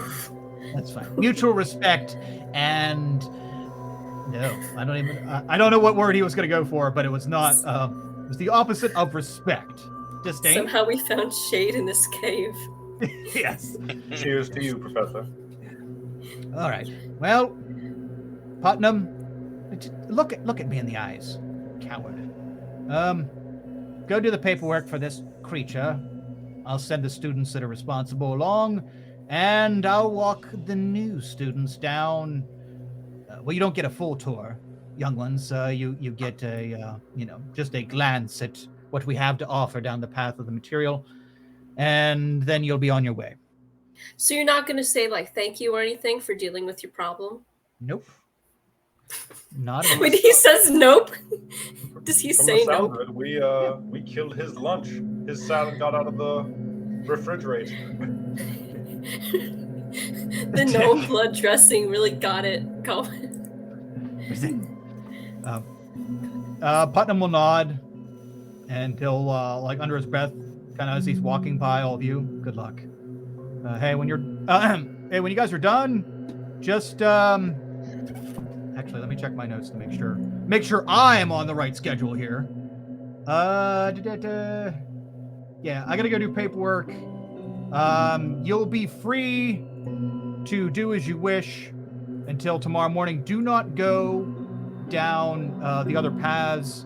I'm sorry, I won't have time to escort you.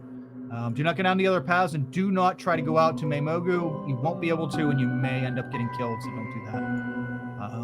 Just hang around main campus. Rest of the day, tomorrow morning, you're going to have your first class with the director, and then you're going to go on a scavenger hunt. It's kind of a mandatory weird thing that Venlith likes to do with new students. So, whatever. He'll explain that in the morning. But as far as meals, shit, I guess he shouldn't have did this in passing. He should have just stopped. Why am I having him walk?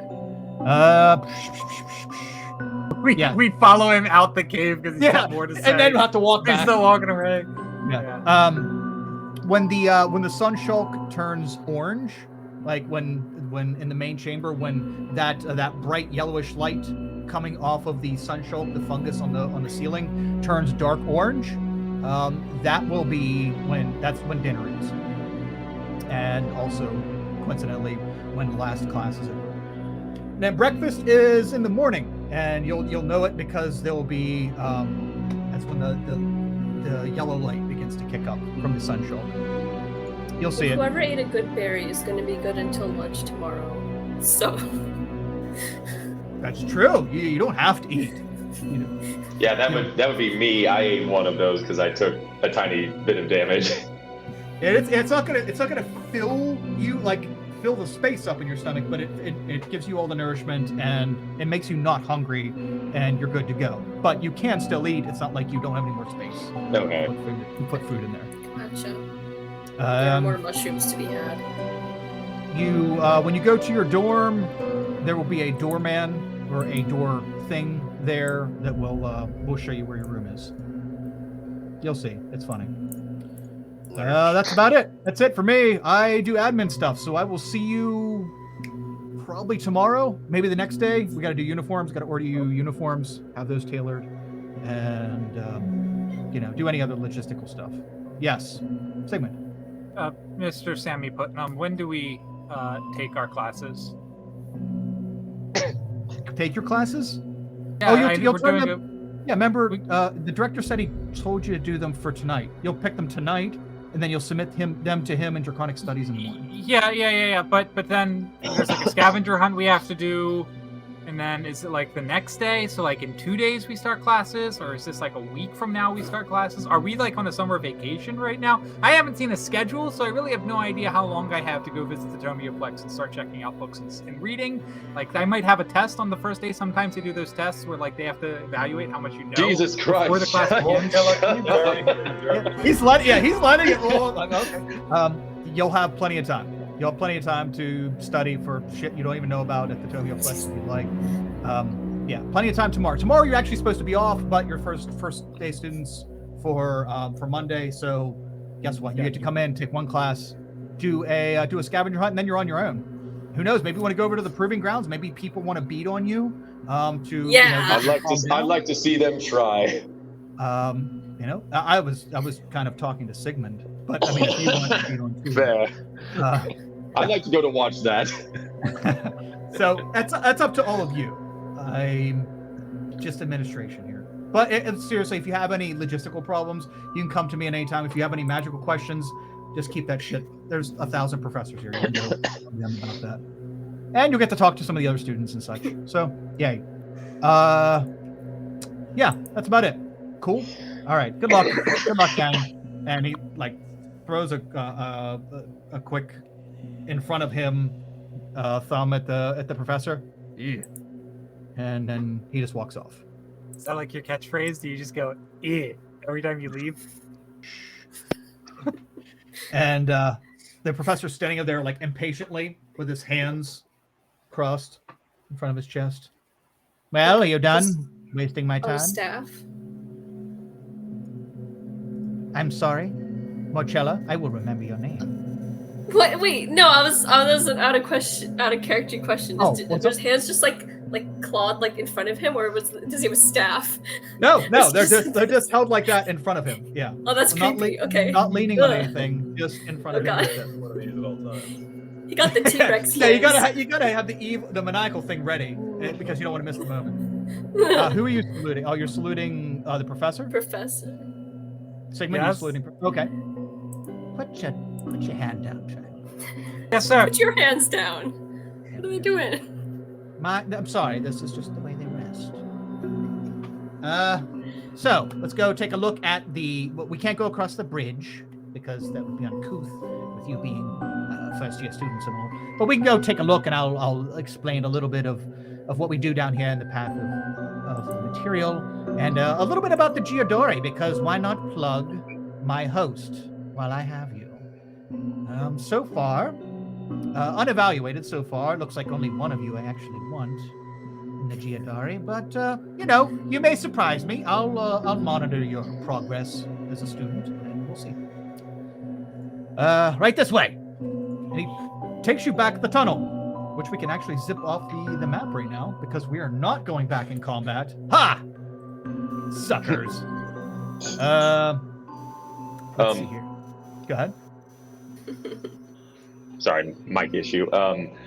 As he says, like, he may not want any of us, Madros does chime in. I will say, Professor, I do have some training, at least in the plant-based studies, botany, that kind of thing. I could possibly make myself useful to your path, if maybe not in the magical sense, but certainly more in the scientific realm, if that's of your taste. You sure do love to try, don't you? That's wonderful. Prove it. That's all I can say. Just, prove it. Prove it in your works and your deeds, Madros, and then we'll talk. Wow me from afar. I want to hear about your exploits, not hear about you telling me that you're good at something. But I believe, hopefully, you can outlive what the name your family has dug.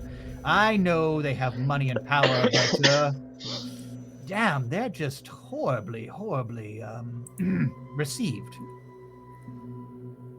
in certain circles. We'll talk some other time, should you make it to year 4. The professor takes you down the tunnel, and perfect time. All right, actually, I gotta put this from my phone.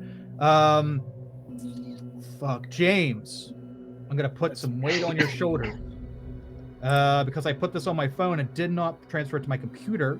Could you please be ever so kind as I'm gonna put this on the Discord from my phone, and if you'd like to plop it in as example photos of what you guys see, somewhat close to what you guys see whenever he walks you down and you finally get to see the chamber of the path of the material.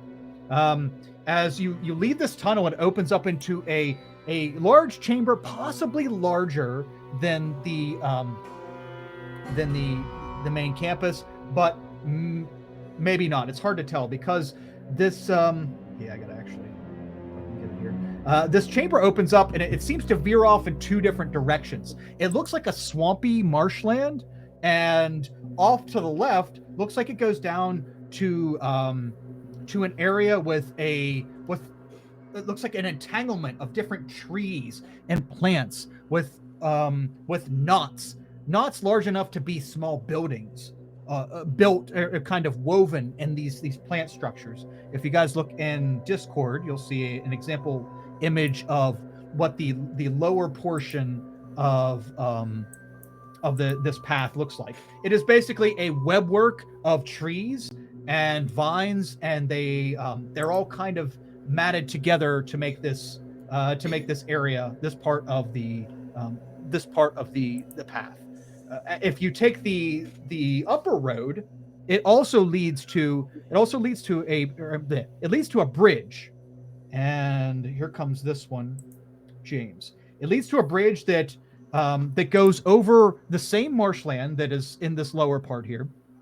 But the bridge leads you over to what looks like ancient ruins, which is surprising considering this academy was just built this year.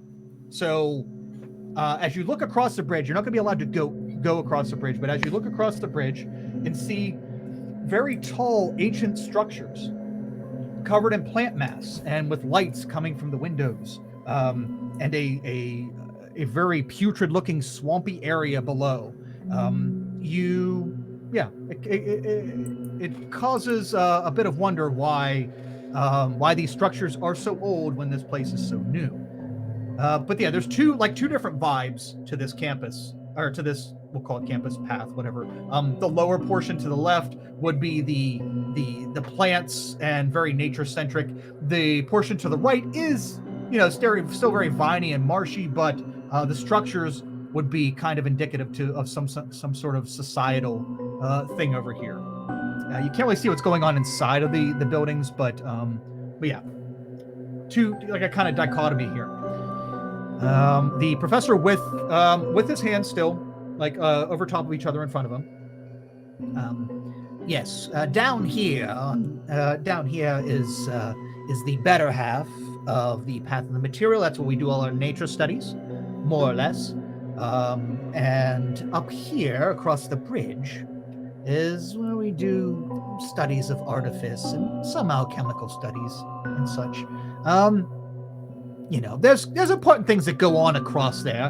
As path coordinator, I do want to promote the entire path as a whole, but down there we party hard down there, and up here it's business and inventions and shit, whatever.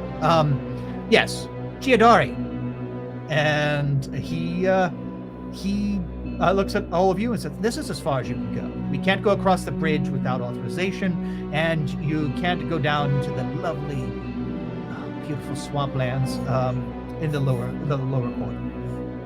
But this is the path of the material. Are there any questions?" Yes, Sigmund. If there's no sunlight down here, how do these plants grow? Oh, you didn't know about the sunshock? They didn't explain it to you? I know we've got that big fungus that gives us the time of day in the main campus. I'm sorry, did I not tell you? Yeah, it's over here. There's some over here as well. Oh, so the sunshock also gives off all the special sunlight that they need to grow? Yes, yeah, it is. The sunshock is a symbiotic being. It's wonderful. It gives off the equivalent of what the Tinker York call Uv rays of.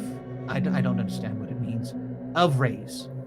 Yeah, it gives off of rays, which is how surface dwellers deal with tans, and it's good for your skin and such. Yeah, it gives of rays to the plants that it needs, and the plants. Go ahead. If you're a professor of the plant school, then shouldn't you know what a UV ray is? UV. Yes, that's what I said. Of ray. I mean, he does live underground, Sigmund. I don't think he really gets out into actual light very much. That's fair. I've heard stories about how UV rays work with your people. He literally lives under our You rock. people. Oh, Sigmund. Yes, first he calls me out for being his dark elf daddy, and now you're freaking calling me out my people. I Just don't a understand. precaution, Professor. I just Just a live precaution. down here. Why is that is that a crime, Sigmund? Is it a crime that I don't surface dwell? You say normal light, I say this is my normal light. The existence of crimes implies the existence of laws, but because this is a school campus, not part of any sort of nationality, you're implying that there's some sort of law book? Can I go to the Topoplex? I want to see what the laws are. Marcella's gonna try to bonk Sigmund, so he goes to Nerdy Tail. All right, yes, Sigmund. Yeah. Refrig, right? Son, what would you? Yes. What's the question? Tell us, what is that foreboding castle that clearly predates the rest of this daft, dank place? Make a persuasion check. I just want to see how he's generally vibing on you. Persuasion. Dang. What the frick? Oh my God, Dan, Dan! you're on a Hack roll it. today, Dan. You gotta turn your cheats off. 2 in a row. We only I two rolls forgot were the made. freaking rolls. I'm going to tell you something. I don't know if I trust all these people. I would say you and you, maybe the elf. Definitely not you, child. No, because you're not my child. Apparently, this is my child. That's going to be perfectly confusing as Do we you move trust forward. me? And I know? No, you're too honest. Oh. All right, come here. He's going to wave over just Refrig and Morcella. He's playing favorites. He's going to pull you to a side and closely watch everyone else to make sure they don't try to come closer. Morcella does this to Sigmund because he's clearly upset about being excluded. Okay. Real quick. The professor's going to lean down in close to the two of you. This portion of the campus was already here. Previous residents used to live here. This is almost like a spiritual landmark of sorts. I'm not going to go into great details because I don't know how much you're supposed to know, but just it's a respected place. Don't hate on it because it's not down below. It's not my area, but it's. Are either of you taking Bioarcana? Me? Both of you? Oh, this is excellent. Good. Okay. Maybe we'll talk about it more once I see what kind of students you actually are. But yeah, just respect the area. It predates this academy. And he backs away. All right, yes. Just telling you all the color schemes that we like to use here. Very good. Thank you for listening. Hey, Kyle. Yes. Real fast. Could I have used just Unseen Servant at that point to kind of just be there listening in to talk to me? Unseen Servant cannot talk to you. I'm pretty sure they can't. I also don't think it can hear anything other than you. Yeah. Unseen Servant is basically just a vehicle for doing things. Wrong button. Sorry. It might be. Let me see.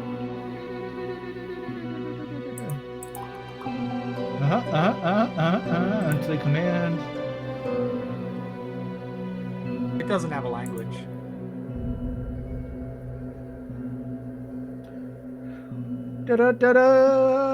If you command the servant to perform a task, yeah, it's not it's not going to be able to tell you. Nor does it have it's more like a magical effect and not like a creature. It doesn't have a stat block, at least as far as I know. Okay, because I was trying to think of my best friend as that unseen servant, quote unquote, but I didn't know if that was something that was allowed or not. What I would say for that is your friend. You can have your friend as like a ghost or something, but the unseen servant is basically you giving your friend physical manifestation for a period of time. But it's mechanically it's not something that you're going to be able to do as a level 1 spell. Gotcha. Is it too cheaty if I do have my ghost friend kind of listen in on stuff like this? A little bit cheaty, maybe. Usually that's like a warlock familiar ability. Yeah, you'd have to have something that gives. Yeah, we'll work something out there. Just double checking. I'm just kind of, seeing what can work and whatnot. Who knows? Like I said, you're all getting boons, so we'll see what you acquire and how you can use that to your benefit. So any other questions here? Do any of the rest of you taking Bioarcana? That is the general course that I teach. I'm taking it, and yes, I'm enrolled in it as well. But your earlier comments are making me rethink that life choice. Suit yourself. If you want a subpar education, go ahead and pick another course. All right. Jesus. All right. Well, that's fine. We can. The camp combat was over. We can sort out those of you who really want to be here and are ready to work to increase your power and knowledge. Speaking of knowledge, you said something about the Tomioplex, did you not, baby? Yes, sir. I would prefer if you use my name, Sigmund Best Among, sir. Excellent. Yes, I had questions about the Tomioplex, and I was told that tomorrow we have free time that I can go visit. But I see it's right over. If we could just go back to it if we have time today. I just really want to know what the laws are of this place, because you've implied that there's some sort of civil law that needs to be followed. And I always pictured the Underdark in my head as some sort of lawless wasteland of chaos and anarchy. So I'm very curious to see what sort of laws have been set up for this place, and I don't want to break any laws, and I want to make sure I know what the lady, laws can are. you bonk him again, please? I can't tell if I enjoy your suffering more than hate his talking. Your suffering makes me happy. But if we can't go to the Tomioplex now, sir, I will go to the Tomioplex later. What did dumb human face Putnam tell you? About the Tomioplex? No, about what you're supposed to do once I release you. Chill. Go to the Tomioplex? Go chill, or whatever the fuck he told Walk you to do. past this bridge. No. No. No. Yes. Yes. Deception check. Deception check. Deception check. Why, yes. So Hell yeah. You roll a natural 20. So we know, Professor, what would happen if we tried to walk across these bridges? Now, can't give you all the trade secrets, now can I? Injury or death? Or both? Crap. Well, you wouldn't want these two children, as I kind of look at Sigmund and Nerif, to do something foolish, would you? Listen, it's all the same to me. Your bodies will be put into the swamp, and the swamp will claim you, and you will never be seen again. It's obviously trapped and has some sort of ward on it that'll keep us out anyway, so why do we need to risk ourselves when we can go to a nice safe haven, somewhere that is safe and also temperature controlled, climate controlled to preserve the scrolls and paper inside? Perhaps, maybe. Go chill. Go chill. Who's your team leader? Do you have like a leader? I No? point to Morchella. That'll be me. Let's go. Our business is done here. He will bow to you, Michelle, and he'll wave to everybody. And look forward to seeing you all soon. Bio Arcana. Woot, woot. Let's go, kids. Woot, Also, woot. for the record, Marcella is 15, but I think orcs like reach adulthood at like 15 or 16. So she's almost an adult. There you go. Oh my god, that cat. She can take it. She's like really She landed on her obnoxious. feet. That's a cat, all right. Okay, as you all make your way back down, you are 3/4 of the way back down the tunnel, leading you from the path of material back to the main campus. As you're walking down the tunnel, are we having any kind of discussion amongst yourselves? Oh, yes. No killer. We should share with them what we learned. Go ahead. So, children, I suppose, as you're now being referred, your mother and I were speaking to the professor God. and discovered that the professors were not the ones that truly built this place. Those relics, something else built them, something older. But all that they know is that it's hallowed ground. I don't even think that they know what is truly the seed that is this place. Yeah, so if you're gonna ever, make your tag on walls, don't do it there. Fair. But if any of you are staying up tonight, I'll show you around the grounds. We can have some fun. Ooh, I like fun. I definitely think we should. I will She's be gonna staying go up. graffiti the campus. Day one. Speaking of Marcella, what was the you played some games with the letters you hid earlier. What? What? Oh no, we figured out what that was, didn't we? Yeah, I we kind of figured that I out. spaced on that. Yeah. It was Yeah, that's right, that's right. assassin fucking with us. Yeah, that's right. No, it I was remembered it as soon as I said it. It was the two, the lamp gremlins. I don't know what they actually are. Yeah, yeah. Gnomes or whatever. Little I don't know. gremlins. They're Lamp creatures. Yes. James, have Sigmund make a nature check, please.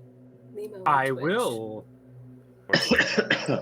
Since you're an That is astute a- studier, you might know I what am they were talking astute. about. Got a 26. Nice. Oh! A natural 20. In the mouth. And nat 20s, dude. I was surprised with the persuasion nat 20. Now Give we have us an the whole background now. All spoilers. Yeah. They basically just hand you the monster manual. Kyle's gonna talk, but I'm gonna mouth the words, so it's gonna be coming out of me. Ooh, nice. Yeah. Well, I think you could do a better job, at least punishing them for it.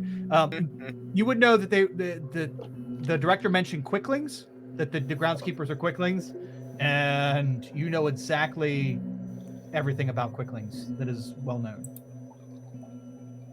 Blah, blah, blah. Quicklings are like the lamp gremlins, so tell us about Yeah. what you know about them. What do I know about quicklings? Well, I mean, I as James, as also somebody who's read D&D books, knows about quicklings. But what would Sigmund know about quicklings? Mischievous fey folk, very tiny, super lightning quick, and like it's almost as though they live in like a faster pace than we do.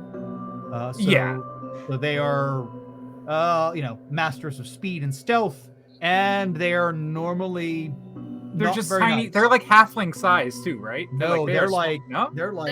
pixie They're size. like sprites. Oh, they're of pixie pixies. size. Yeah. Cornish small. pixies. Yeah. And they're just like they're like the hummingbird of the pixie world, right? Because they're just like a blur. Yeah.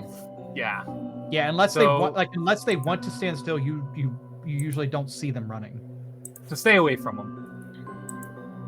It's like little flash. Duly noted. By the way, Sigmund, I apologize profusely on behalf of my noble house for not rescuing you from the vine. I specifically asked you if you wanted me to save you or kill the creature, and clearly I chose wrong. I think you chose right. I think that was the perfect thing to do. I had given you an advantageous position in battle by stabbing its eyes, which gave you the benefit of the attack, which dealt the excess damage that we needed so that Morchella could finish it off just in time before it got away with me. I think all the dominoes fell. I appreciate that, Sigmund, but nevertheless, I am not as callous as the rest of my family seems to be. So in the future, I'll endeavor to try and look out for your scrawny ass, and perhaps keep you from getting wailed on by the upperclassmen. Hey, I am not scrawny. Can I try to pick up? Can I try to walk over and just like put my little 16-year-old arms around Madros and pick him up? That'd be a Madros thing. Would you allow him to try to pick you up? Yeah, I would just look at him very confused. I am not scrawny. Check this out. I got a 17. No modifier, absolutely 0. But 17 on the dice roll. You gotta get him off the ground with that. Yeah, you pick him up a couple inches. It's like picking up your big brother. Or You big look sister. away, Majors is standing on his tippy toes. Good job, Sigmund. I can handle myself in battle. He does look stronger than he looks, doesn't he? He looks I'm stronger proud than he of looks. Sigmund. Yes. Look twice. Oh, he is stronger than he looks. Yeah. I'm not coherent. Apologies. So you're dropping off the baby at the library, I guess. Who else is going? I think he needs supervision. I do not need supervision. I am a cool college kid. I can do Oh my things God. myself. It shows in the way that he said that. Okay, if anyone wails Look, on you, it's not our fault. Look, I might as well go with him. I'll make sure he doesn't get lost, for God's sake. And maybe make sure he's home by dinner time, or I guess it's by bedtime. We don't know what color the sunshock is for bedtime. Looks like it's gonna be different. Probably dark. Okay, so, like to kind of. re-break it down, the day starts when the sun show comes out / yellow. You will know this when you get to your dorm. You'll see that there's something that indicates this. And then that's when breakfast is. Breakfast starts. Day starts when sunshine comes out or sunshine comes out. Midday. I don't know if he explained this, but I'm explaining this. Midday after your second class, after second period, the second time that the lightning happens that makes like all the lights in the paths show, glow up, and that clock clockwork clock device in the center of the main campus. After that shit all lights up, after the second class, that's when lunch would be. And you guys missed that today. So it's like late afternoon now. And when the sunshine turns to a deep orange, that's when dinner is, and that's the end of classes and all the shit for the day. So then, in theory, is like the shock turns off. It will dim. Yeah, it will dim. The shulk, which hasn't been explained to you yet, but the shulk feeds off of something that like it gathers up to a point where then it can start lighting up in the morning, and then that slowly fades over the day to a deep orange. First book I'm getting at the Tomeoplex is Sun Shulks, because what the hell is this thing? Yes, Sun Shulk science. Although you guys are taking Bioarcana, which is, oh wait, you're not. Oh, you're not. So I'm gonna need to go to the public library and get what information I can there. I don't have a fancy evil asshole professor to tell me how it works. Yeah, that's great. You guys haven't picked your classes yet, so we can still, talk that over, change that, however you guys want to do that for tomorrow. And you still don't have to pick your classes until you talk to the director tomorrow. So if you want any intel that he's willing to give you on classes, you're also able to do that. But you have the pamphlet. Boom. Okay, we walk through the tunnel. As you're 3/4 of the way through the tunnel, having this discussion, the long neon the long neon light that runs the length of this tunnel begins to boom. A small strip of lightning courses through that glass tubing and the whole way through the tunnel, and you see the gas on the inside of the tube light up.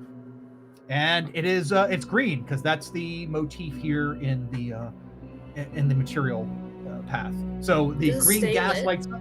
Yes. And as you walk through the tunnel, after a couple minutes of walking through the tunnel, you'll see that the gas is slowly dimming.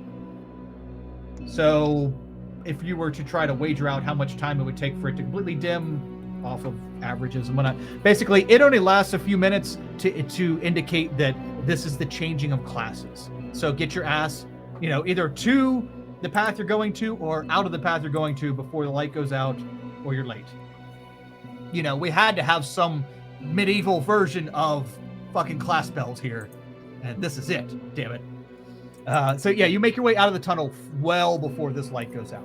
And as you funnel out, each of you funnel out of the tunnel to the path of the material, you see that there are several students, not only like out and about.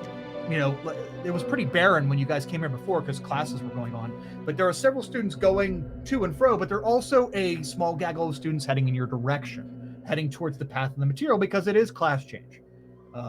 The students coming from the path of the material haven't quite caught up to you guys yet, but these ones are passing you, and you will see a menagerie of people.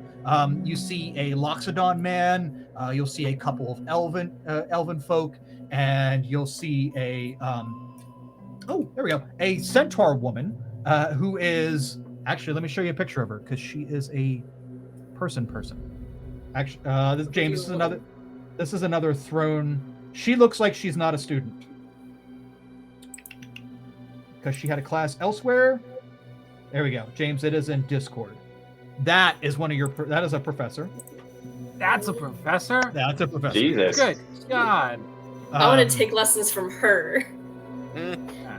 You see her walk. Her walk. Now it's that picture, but she also has a sash with the the Giadari logo on it. Hell yeah. Yeah. She trots by you, not paying you much mind. She glances at all you real quick, just recognition, and then keeps walking. As everyone is in class change right now, so there's a lot of people out and moving about. And as we walk out into the main chamber, walk out onto main campus, where are we going? I hear some Tomeoplex cries. I hear actually, where else is everybody else going? The other three of you. I want to go to the Bloodsport arena. Okay, sure. So you want to go to the proving ground? Bloodsport arena. I have nothing to prove, but I was told that we weren't supposed to be going down the other halls, so I would like to go down the other halls. I want to go down the other halls as well. Okay. I like Refrig's ideas. Okay, so Refrig and Nerif, which path are you heading to? You're coming out of the path of the material. Which path are you heading to? Do I need to label these other ones? I'm guessing I do. Yeah, probably. Okay. So the one to the far left is not actually a path. That is the tunnel that leads out to Meimogu, the small shitty little town outside of this of main campus. That is where you like if you have jobs that aren't on campus, because you'll have extracurriculars like clubs and jobs and shit, which will start tomorrow. You'll sign up for tomorrow if you want to do them. Some of those are out in Maymugu, but you're definitely they said they're definitely not allowed. You might be killed if you try to go out there. They didn't say that about the other paths. They just said you're not allowed. But yeah, because you could blow secret cover and all that bullshit if you're not allowed to be out there. So you were in the path of the material, which is to the far right. Then we have path of the mind in the middle, and the one to the left here is path of the infinite. Refrig, we could go back through material and see what's across that bridge. I'm really, really wondering what is across that bridge. I think that I share those thoughts with you, my small friend. I knew we were friends. You're a sinister little fellow. Let's do it. Great. Nerif's just beyond excited. Okay. Ecstatic little halfling that he is. Okay, so you want to go back through the path of the material? Mm-hmm. Yeah, to those dark ancient ruins. Okay, interesting. All right. Okay, so you two, are you going to do like an about face and just try to mingle in with the crowd that is heading back that tunnel?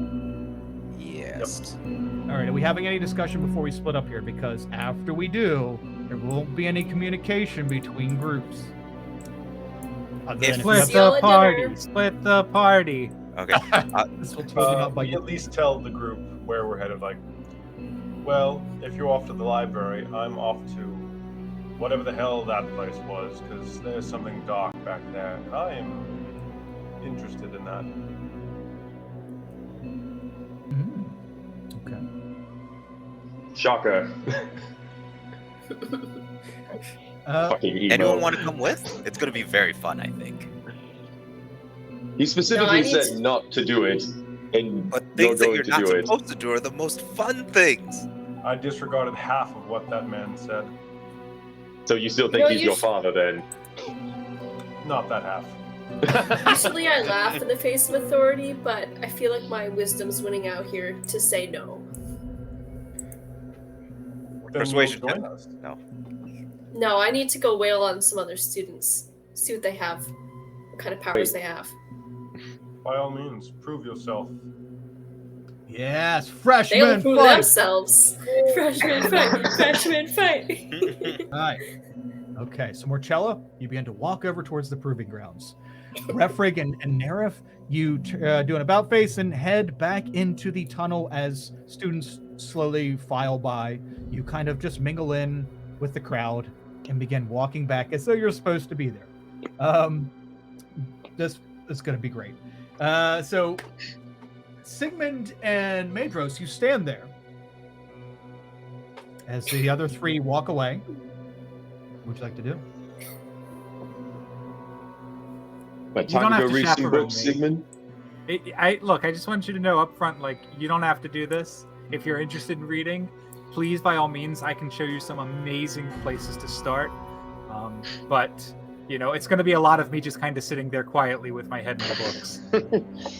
You might be interested in some green eggs and ham. You can read, right? I'm assuming if you got into this fancy school, you can read. What do you take me for? I might be a little bit on the brutish side, but I'm not a complete fool. Yeah, great. Then we'll I just speak we'll 4 dive languages, right in. boy. Oh, nice. Down That's the hall good. here. Could have fooled me. Yeah. Well, then I can teach you 3 more, and we'll be even. I go for a high five. Majors just like slaps your hand away. Like backhands your hand away. Jeez. Oh no. All right. Wow. All right. Well. Look. That sounds scintillating, but I kind of forgot about this whole proving ground thing that Morchella's talking about. So, if you can promise me, you go with Morchella. Yeah, totally. Yeah. I'll knock some freshman heads in, or maybe even some upperclassmen heads in, and you go bury your nose in a book somewhere and be back by bedtime. I'll do that. I'll do that. I'll see you. I'll see you later then. Okay. So you two split, and Medros, are you When running to catch up to? Oh, go ahead. Sorry, I was gonna say when I turn around, I'm gonna start walking towards the Tomioplex, but I will make big letters in my head that say "You have power" as I just really confidently stroll across campus to the Tomioplex all alone, like a little tiny, the smallest, most obnoxious looking freshman. So someone needs to. Above your head, you have the word "You are powerful," as if you're cheerleading for someone else. Yeah. He doesn't Someone realize needs that. a minor illusion. Someone needs a minor illusion. Kick me onto his back or something. Right? Oh my gosh, yeah. Good point. Let's everybody put your tokens onto the main map, if you would, please. If you would /can.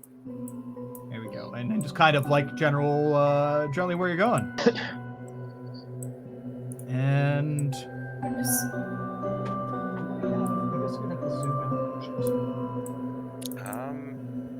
It's not bringing my character out for some reason. Did you drag from the newspaper? Yeah, Yeah, I did. Okay. Yep, I just grabbed from there and I'm just not doing nothing. Oh there I yeah, am. yeah. That's because I clicked. You got to click your name and then drag it in. Gotcha. Oh no, there's 2 Sigmunds. 3. Oh god, So many. 4. He learned shadow clone jutsu, guys.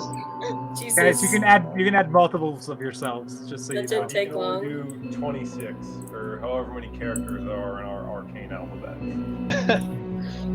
Okay, so you two are heading to the proving grounds. You two are heading back that tunnel.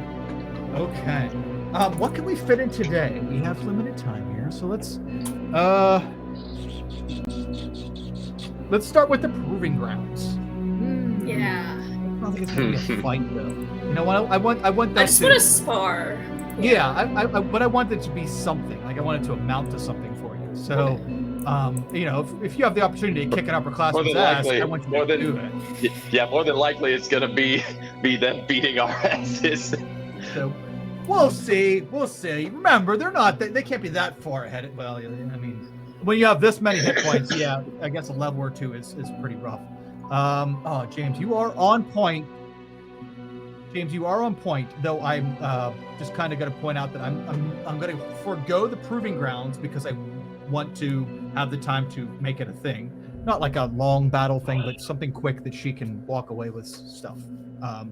Also Madros as well. So you two can walk away with something. Because I picture you being challenged by upperclassmen as you get there, and I don't want to shortchange that. And since you two going down the tunnel are totally going to poke the bear, maybe even literally if there is a bear back there. So let's slide on over to the very fake confidence of Sigmund as you stroll up to the Tomioplex. And if it is to be believed, possibly the largest library you've ever been to. In fact, I have a map.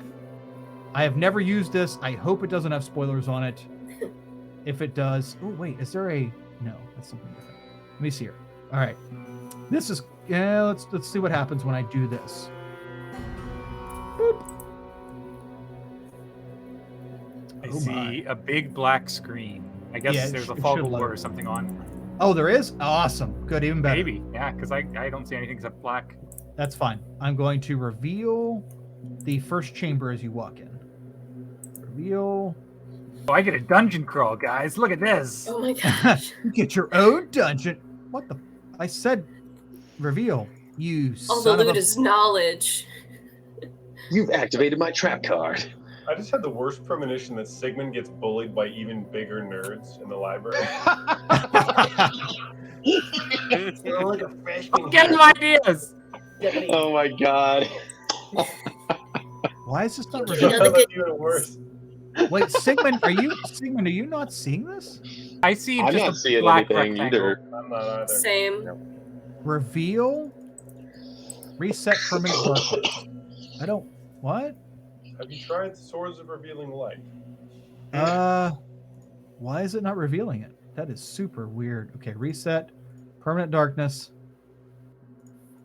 Well, I'll be a son of a bitch. Why is it not letting me reveal this? Well, we might have to go to the proving ground. We might have to go somewhere else because I'll tell you what. I'll just take the shit off. All right, just ignore the top part of this map because that would be spoilery. I still only see a black square. Does anybody Wait, else it see the says library? Yeah, no, you're good. I haven't done it yet. Okay.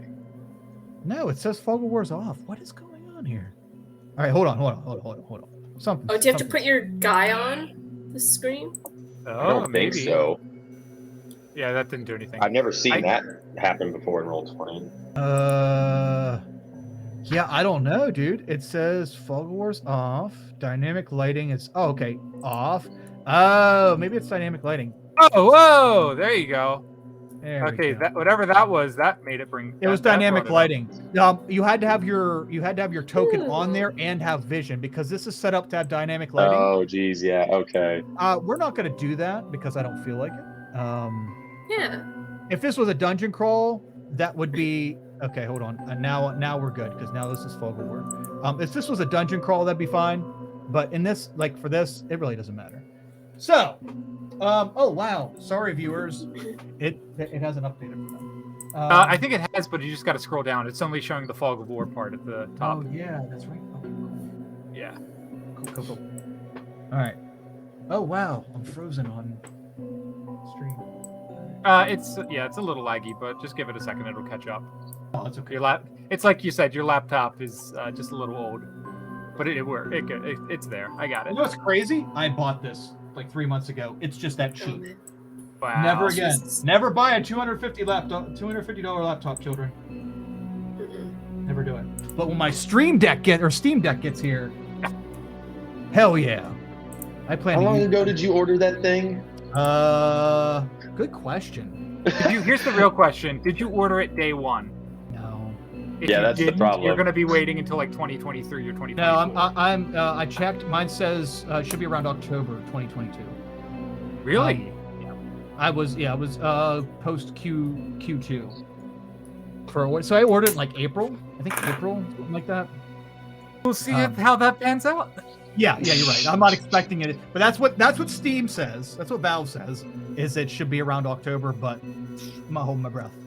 But they are doubling. They're doubling production on Steam Decks now, so that's cool. Man, All right. I'm still waiting for my email. It's supposed to come, either this month or September. Yeah, hopefully. Pray for you. Okay, cool. I don't know any of these people. Let's do this. Okay, you walk into this large, huge, and even large grandiose place. I'm trying to look and see if I have this music set up. I don't. A little bit different. I have a song set up. I just haven't downloaded it yet.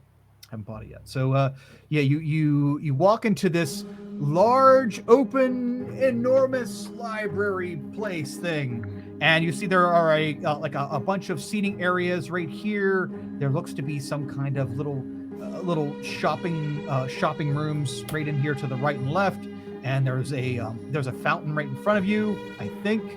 And A fountain of knowledge. I've heard rumors. You start lapping it up. As you walk into the Tomioplex and look ahead, you see that there is a very large structure hanging from the ceiling. And on the structure, it's almost like a font. And there's this liquid pouring down through the center of this font into a large pool beneath. There is also some floating orb-like structures around this, suspended in midair, giving off a light blue glow. As you enter the Tomioplex and look around, you see a few students here and there, as well as cool, there we go. There is I'm in the wrong way. Here we go. There is some kind of you see some kind of mechanical being kind of. Wow, is it really that big? Shit. All right, some large mechanical being kind of glide across the floor and it looks like it has about 36 books, and one strong grasped arm. And you see it glide across the main room of the Tomioplex and begin to quickly throw almost like throw a gambit throwing cards into the one of the bookcases here in the Tomioplex, and then it just quickly throws them in where they're supposed to be and then glides on. Sound effects. Nice. There is do you see the names of these things, or do you only see the tokens? Just tokens. I wasn't sure how much it shows you. Oh yeah, I guess I could look over at the other computer. So yeah, you walk in, you see students kind of lingering around, some just not paying attention to much of anything, some walking from one place to another, most of them with books in hand. Where would you like to start, Sigmund? I don't know what system they have for organizing the books. Is there I'd like to just go to a shelf and start trying to see if I can discern an order. If it's by subject or by author, if it's by year or genre, if it's by language or... Boy, I'm so glad I planned for all of this. So as you walk up, my little Dewey Decibel, and you go up to check and start looking and browsing at some of these magnificent array of tomes, we're gonna cut over to the proving ground. Yeah, that's how you avoid prep. All right. Yeah. So as we zoom away from the Tomioplex in all its splendor that we got to see for 45 seconds, oh wait, no, wait, fuck balls. I'm sorry, not the proving grounds. I apologize. Boy, James, I'm having you hop around here. Not the proving grounds. Those who went down the path of the material. Yeah, I know. Well, he's on point, man. He's got like with the stream, he's changing who is in there and all that shit. I never did that shit, so good on you. Okay, Nerif and Referee, you head back down the path of the material, blending in with the students who are heading to class. As you approach them, well, you not only don't have uniforms, but you don't. A lot of these students, not all, but a lot of these students, I'd say over half of the students wear the sash of the Geodar. So a lot of students who come back here are second to fourth year students. I mean, they're all second to fourth year students, but you don't even have the standard university garb, which is fine. But yeah, look a little out of place as you two walk down and mingle in the crowd. Are we having any discussion before we get to whatever the fuck you're doing? Yes. I want to sleight of hand a pair of sashes off to students ahead of us. Well, I was gonna say, could I try to use the disguise kit while we're moving, like slowly put a little something? It doesn't have to be amazing. All right. See, I have a sneaking suspicion I've used up my nat 20s for the day. Oh no. Yeah, but the disguise kit's only good for one disguise, Dan, so that only works for one of you. All right, that would be great if you had the materials to make the disguise for this place. Are we not surrounded by plants? Yeah. If you want to do that, yeah. If you want to cover yourself in salad, by all means. Fucking ghillie suits. That might actually work. If it's going to work anywhere, that would work here. Okay, so we're going to have you take a break and go off the trail and start gathering plants from the side. Go ahead. Make 2 checks for me, Zach. Make a survival check followed by your tool proficiency check for your disguise kit. Okay, so survival first. Let me grab that. Oh no! Oh my god, halfling luck. Oh wow! Right. That's true. Yep. That's so much for you. Oh, Okay. that's so much better. Yes, that's so much better. Thank I you, forgot halfling that luck. this is why Zach plays halflings. Yep. Yes. Just a plant from Little Shop of Horrors comes out and This eats me. Game over. Oh, I wonder what this is. Yeah. You like start pulling on it. It's like one of the images. Okay, you you begin to gather some plants. And you just start like, oh, okay, I can put that in here. I can weave that in there. You put some in your hair. Yeah, you're basically weaving a makeshift, quickly done ghillie suit. Or you're trying to go ahead and make a disguise kit check as you're using your tools to supplement your gathering of these plants. Ooh, you know what? In my tools, my disguise kit isn't in the tools section. Let's see. It should just be like his. Is disguise usually a dex or is it intelligence? I can't remember. It's a choice. Okay. Yeah, no tool has like a set in stone modifier. So charisma could work. I would go intelligence Intelligence? For that, yeah, for this, you need to like be able to. You don't have to put it on there quickly or dexterously or charismatic because you're not trying to convince anybody to their face. You're trying to make this okay. What would make this look believable? So use your intelligence for your modifier plus your proficiency. Okay. So how do I do that now? Basically, just do a roll, a d20 roll, and I'll let you know. I'll look at your character sheet real quick, and it looks like your intelligence modifier is 0, and your proficiency bonus is 2, so it's a d20 plus 2. Okay, so I got 19 plus 2, which 21. Would be... Okay. Surprisingly enough, Halfling luck saved your ass here. Okay, you make a pretty decent looking ghillie suit. I mean, you more look like Swamp Thing than anything, but at least you look like you kind of belong, and you've covered enough of yourself up with vegetation that even if you were wearing a sash, they might not see it. Like they might think that you're just covered up with plant matter and not and not whatever, not an interloper. Unfortunately, referee, you don't really have materials to kind of weave such a beautiful disguise. But what were you trying to do in lieu of that? Well, I was going to try and just sleight of hand a little sash off of one of the students that we were walking with. Okay. Go ahead and do a sleight of hand check as you try to grab one of their sashes. Oh my god. What the frick? Yeah, right. The 3 D20s. The rest of the game is screwed. The rest of the campaign's done. I'm dying. You're gonna die next session. This is the greatest thing I've ever seen because you're getting all the highs. Eventually, the lows will catch you at some point. Sure will. Oh no. Okay. That demon that I walk with is really gonna pick us up. Wow. All right. So you check for your marks. You look at the students around you. You find this rather lumbering bugbear, kind of hunched over, barely a neck. He's got long arms, and he just he's got his saunter on. He's like literally like a knuckle dragger, just walking down this fucking hallway.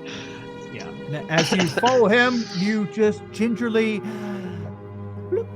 Actually, I'll give him a chance. I'll give him a perception check, but it's going to be just a straight D20. Yeah. Okay. He has no fucking clue. Yeah. He's just talking to the person he's walking with. Mashed potatoes are horrible. I don't like them. They have no meat in them whatsoever. I don't even understand why we have them. And as he's having that discussion with the person next to him, you just yes, you put your sash on. Oh, it looks great. You grab his sash, you take your Giadori sash, and you throw it over yourself. And even though your base uniform isn't an academy uniform, I mean, you have a Giadori stash. Yes, a stash. You have a Giadori sash, so that's something. Very good. Nice. As the two of you make your way and you get to where the tunnel ends and this part of the path splits up, or this small area of campus splits up into two sections. If you go to the right, it leads to the marshland or swamp that has the bridge that leads over to the ruins / mechanical material portion, or you can go a little bit lower into the marshlands on the left, and that's where all the druidic stuff is done. As you stand at this fork, what would you like to do? You have ghillie suit guy, and you have sash dude in street clothes. You said to the right was which direction was like the dark, like the bridge, The foreboding place. Yeah, the bridge with the ruins. What you guys said you were coming back for is on the right. I believe we want to cross the bridge there, don't we now, Nera? All right. I'll head over there right now and scout it out. Make sure we can get there before anyone sees you. Good man. I'm just imagining like he's all totally camo, but he's out in broad fucking daylight like a plant. It's They like just had fucking- a plant thing run across and attack students. Maybe I'm an It's like all gillied up in Call of Duty, but he's just standing straight up and on asphalt. on a tiled bridge. It's Yeah. just like Nara, as you walk over and approach the bridge. Now the bridge has actually the picture was a great depiction. Where is Discord? Let me go look at Discord. Yeah. So as you approach the bridge, there is a small structure or part of the structure here. You have to walk up a set of stairs to get up onto the bridge. As you look in the picture, you see the people on the left. They're waiting to go up this set of stairs that leads onto the bridge. As you approach this set of stairs and walk up with other students who are heading over in this direction, make a perception check as you look around. Okay. Everyone else around you. Perception. Whoa, damn. All right. You're looking at everyone else around you, and you're noticing that, well, one, nobody else is wearing a ghillie suit. And two, a lot of these people look like more mechanical-based folk, like more studious. You saw when you guys broke off into when this road forked, that the more studious, quote-unquote, looking folk went to the right, and the more like druidic and nature-based folk went to the left. So as you're walking in your ghillie suit, and you begin to ascend these stairs. You see nothing but students coming up here, so that's a good sign. You look back at Refrig. So far, so good. All right. I just kind of give him like a thumbs up. I wanted to do a caw, but that would have been a little too much. That bush is cawing at me. I guess I should go see what's inside it. I just love that in his head. That would have been too much. Yeah. I was good until that pushed me over the edge. Mm-hmm. I crossed the line. Okay. As you get the signal, Refrig, you join Nerif. You two ascend the set of stairs leading up onto the bridge. As you get up to the top of the stairs, you notice. I'm sorry. Right before you go up the stairs, you notice as you behind you that it gets dim in your periphery. You look back and you see that neon tube that runs the length of the tunnel is now. It gets dimmed down to the point where it's pretty much gone. So you know that class change is just about over. You don't see any students behind you. You are the last getting ready to go across the bridge. You see the last of the students. One of them actually has some books in his hand. A little gnome fella has books in his hand. He's running across the bridge to try to make it to class on time. And as you two finish ascending the stairs and take your first step onto the bridge,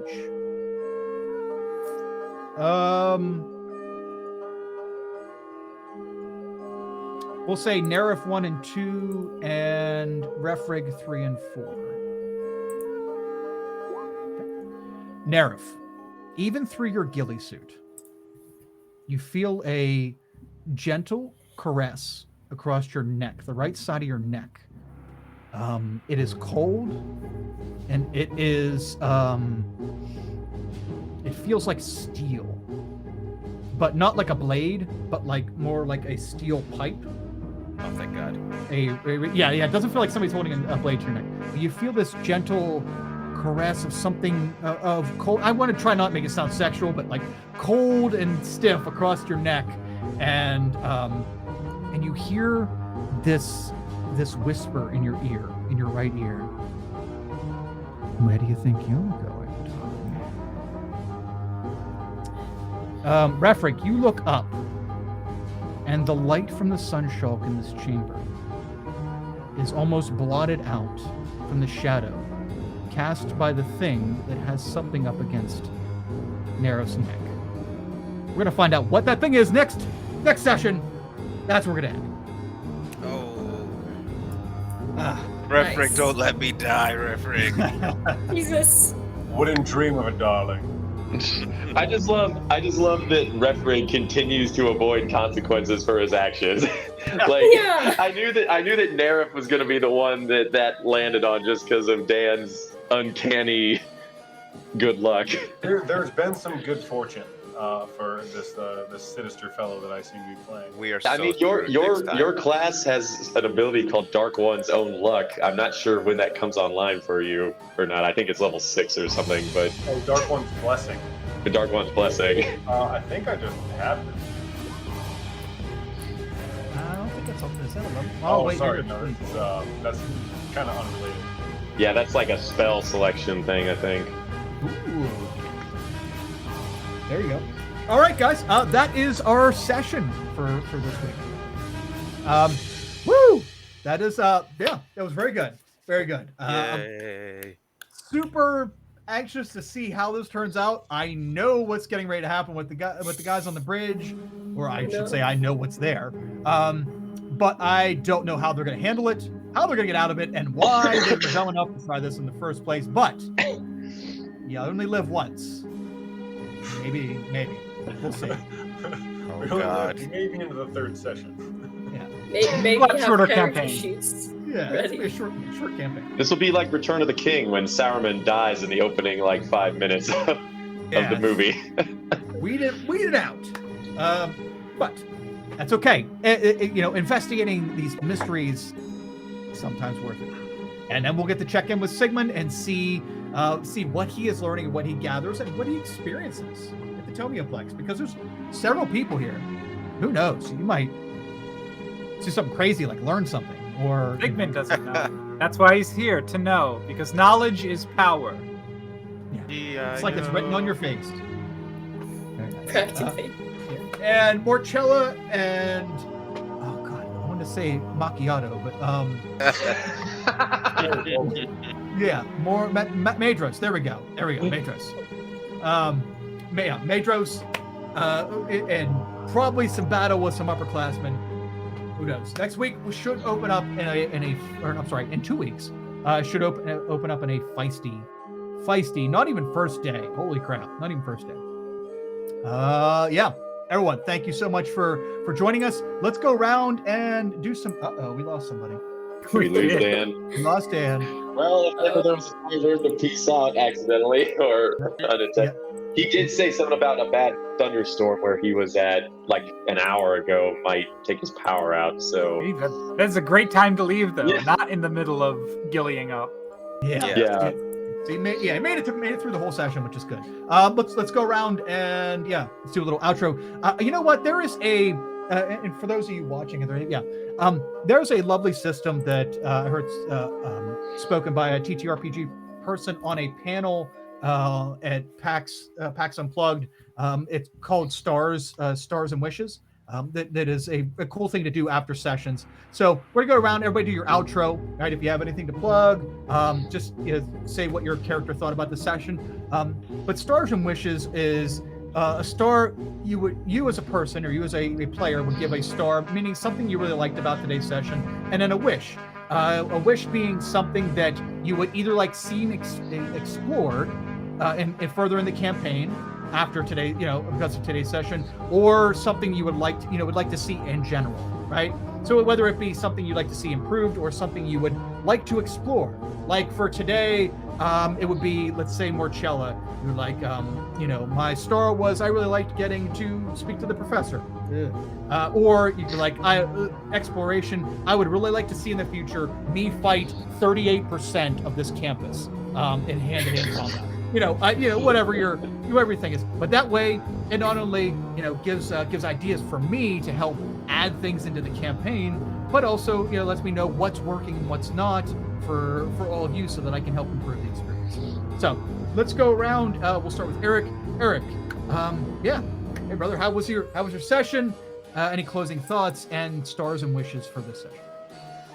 Yeah, no, it was a great time. I miss doing this. Makes me wish this game was every week instead of every other week. I'm sure I'm not the only one who thinks that. But no, as far as star for the session, I just nice we all survived level 1 combat, because it doesn't always happen in my experience. So I was a little afraid that little Sigmund would get murked by that thing. But we came out on top. And sorry, what's the other term, Kyle? Oh, wishes. I really want to see Madros sort of what's the word I'm looking for? Sort of be able to prove what's his nuts. Aladdin, is it? Aladdin. That's James's fault. I heard him say it. Aladdin with an L, right? It is. It should be in your NPC list, but if it's not, it is Ilalin. Yllal. Okay. Ilalin. Yeah. Madros really wants to prove Ilalin wrong, so he'll probably be that student, like that chip on his shoulder student now. So we'll see where that goes. Well, when he enrolls in bioarcana to prove him wrong. Excellent. Yeah, he is such a douche, but I would love for some of you guys to put him in his place. That'd be great. Awesome. Let's we would slide down to Dan, but Dan is apparently burning in Count Chocula hell right now. So let's slide on over to Zach. Zach, any closing thoughts on today's session and your stars and wishes? This session was amazing. Every moment of it was funny and witty, and I appreciate everyone's characters and their role play is just absolutely on point. So thank you guys. This is just a tremendous amount of fun that I look forward to. And I agree with Eric that I wish it was every week. Having to wait a whole extra week is painful sometimes, but my star definitely when that halfling luck came in clutch, and I was able to get through this with Dan's character. We kind of just somehow made our way to where we even got, and I didn't expect to even get this far. I'll be perfectly honest, and I wish to see the light of day after this. That's my biggest wish. I don't want to die this early, but if it happens, it happens. No, I mean, honestly, I don't really have too many wishes. Just I want all of the team, like, I don't know, more battles like that with some creature or what have you, or maybe the freshmen versus the jocks or something, or the third years, whatever. That would probably be a wish. All of us just banding together, finding unlikely allies to go against the mean upperclassmen. JV team. What? All right. So yeah, we will. We'll definitely explore that. Oh yeah, I have that. It's on the docket. Got to check out some inter-class combats. We also have some other profound things coming up soon. I'll slide on over to Erica. Erica, do you have any closing thoughts on today and stars and wishes for this one? Oh yeah. So Marcella's definitely gained a lot of respect for her teammates, especially like heavy hitters like Madros. I don't think she might not have noticed what Ghost Boy was doing, but like the nat 20 that Refrig landed was like, well, like, okay, that person's powerful. one of my stars is like I really enjoyed the roleplay that James had when he was being taken away by the creature. That was very entertaining. Well done. And for wishes, yeah, I really want to see Marcella do some like hand-to-hand magic or no combat with literally anyone else on campus. Maybe even with Madros to like, because she kind of feels like oh, he's a fighter class, but she's strong too, so she has to prove that, you know, she's also powerful, not just with magic, but with physically. Yeah. Well, Madros can learn magic from you because that's what he's trying to do because he's shit at it and wears it like a chip on his shoulder, like I said, and I can teach you how to spar physically. Yeah, so she has to be good at everything. Yeah. So that's gonna be her deal. Yeah. Aspiration. It was a good time. Oh yeah. Awesome, thank you. Okay. James, your closing thoughts on today's session and any thoughts and wishes. I had fun. Thanks for having me. Yeah. Shout out, big gold star sticker. I'm gonna stick right to Kyle's forehead for all of his amazing segues, which like just give me so much life. It's like I don't even know how to describe it. You just take whatever train of thought you're on and you say, this is the segue, and it's magic. I enjoy it so much every time you have to transition. Kyle is the transition king. Wishes. I guess I'm just looking really forward to seeing what I guess plot or narrative or lore or story is going to be born out of this. You know, it's like we're very much in that sandbox phase right now where we're just sort of walking around and discovering things about the world and like, oh my god, what's going to go wrong? Something's going to go wrong. There's no way that it's just like 8 sessions of us filing out paperwork and taking tests peacefully. But it's like, oh, but what is it going to be? And I don't know yet, and I'm terrified. Yeah. So yeah, can't wait to see that break. Awesome. Yeah, you guys are already learning things that I did not think you were going to learn this early. So kudos to you for asking the questions and engaging NPCs and rolling 3 natural 20s. Yeah. Yeah. Good on you for rolling well. So yeah, that's wow. This may be a little bit different, different than I thought it was going to be. It's because you guys rolled so well and because you dared to ask the questions. So awesome.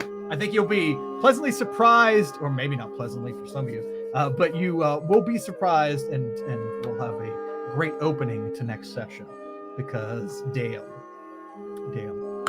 Anyway, yeah, guys, I'm Kyle as a DM this week, DM for First Class, and we'll see everybody back in 2 weeks. Next Wednesday is Rule Benders, right? We won't be here, but in our place is Rule Benders, long-running Avatar Legends campaign, and it's I've watched it a couple times now, and I love that system. I love the players there. I've got to play with most of them. I think Bree's the only one I haven't got to play with. Oh, you're missing out. Bree's amazing. I know. Yeah, Bree seems wonderful. So I think, the DM, whoever the DM is, he wasn't at QuelmarCon, was he? No. Connor is a friend of Rose's who she brought in through a Masks campaign. I think they had played together. Okay. But he's amazing. Yeah. Awesome. Yeah. Love that game. You guys are great. So join them next Wednesday, and we'll be back in 2 weeks. You can catch up with this on YouTube once it gets posted up there in a few days. Again, thank you everyone so much. Thank you Ark and Forge. Ark and Forge make most of the maps that aren't already either made for me or that I need other elements for. Most of these maps here will be at least tweaked, or if not completely made in Ark and Forge. So thank you so much, Ark and Forge, for sponsoring the Quelmar Realm. And without further ado, wait, James, I know. We have another show. We have another show. Yeah, there's more than just Rule Benders. We have this Sunday, another One Bites the Dice, the Curse of Strahd campaign. Come catch GM Tyler and a group of misfits as they ramble through Barovia. We've been going since last July. I think this is our 1-year anniversary this month, or maybe it was last June. We've been playing for a year. And I have crazy big news that I only just got approximately 3 minutes ago. So wild timing for this. But apparently, according to the GM Tyler, we are going to be switching from a sort of semi-weekly, like 2 or 3, like 2 sessions a month tops, to a weekly session. Another One Bites the Dice is we're going to be streaming every single week from between now and Halloween. That is a lot of Strahd to watch. So please join us whenever those get scheduled. But you're going to be able to catch us at least once a week now as we hit this final, 3 months of the campaign. It looks like maybe we're doing a big ramp up, a lot of sessions, and then on Halloween for Strahd, for Curse of Strahd, big Halloween explosion finale? Nice. Question mark? Or I don't know. He's being real nebulous about it. So something big's happening this Halloween, and until then, you can catch us every single week. And that is Another One Bites the Dice. And that's it. We've also got Playtest Tuesday. So next Tuesday, you can catch our Playtest Tuesday program. We partner with RPGs and TTRPGs that aren't yet quite published, that are still, they have Kickstarters going on and everything. And on July 19th, you can catch Heaven is Here, which is a TTRPG inspired by the album Dance Fever by Florence and the Machine. This game is a reaction to music. So if you want to see what that is, come next Tuesday. Eric, are you in that? Yes, I don't know. Yeah, I'm pretty sure. I was going to say, I saw your name on the list. So come catch Erica in Heaven is Here next Tuesday. Catch me in Strahd this upcoming Sunday. Catch Kyle wherever he is. If you can. Move to State College and catch Kyle every week in Gritty Green. Does anybody else have anything that they want to plug real fast? Sometime in August. Oh, shit. Yeah. Sometime in August or early September, I'll have my spooky Call of Cthulhu thing ready. I'll be looking for signups in August, so look out for that if you want to be scared. That's online too, so. Yes. Yeah, I love that. I've done a one-shot of Call of Cthulhu once with Kyle, like at the beginning of the pandemic, I think that was, Kyle. That was a lot of fun. So Yeah, and she's been through it, and she is prepped and raring to go. And the giddiness I saw on her face during Cthulhu was scary. So that'll be a great game. Sure. So Eric, keep your eye on that. Awesome. Yeah. I just want to turn it over to you, James, for all the other stuff. And also for the line that we're supposed to say that I don't. Does anyone remember? Does anyone remember the line? I do. Yes, I think I do. Oh, Zach does. Zach remembers the line, so take it away, Zach. Thank you all for joining us, and don't forget, when life gets you down, you just gotta keep on rolling the dice. Woo!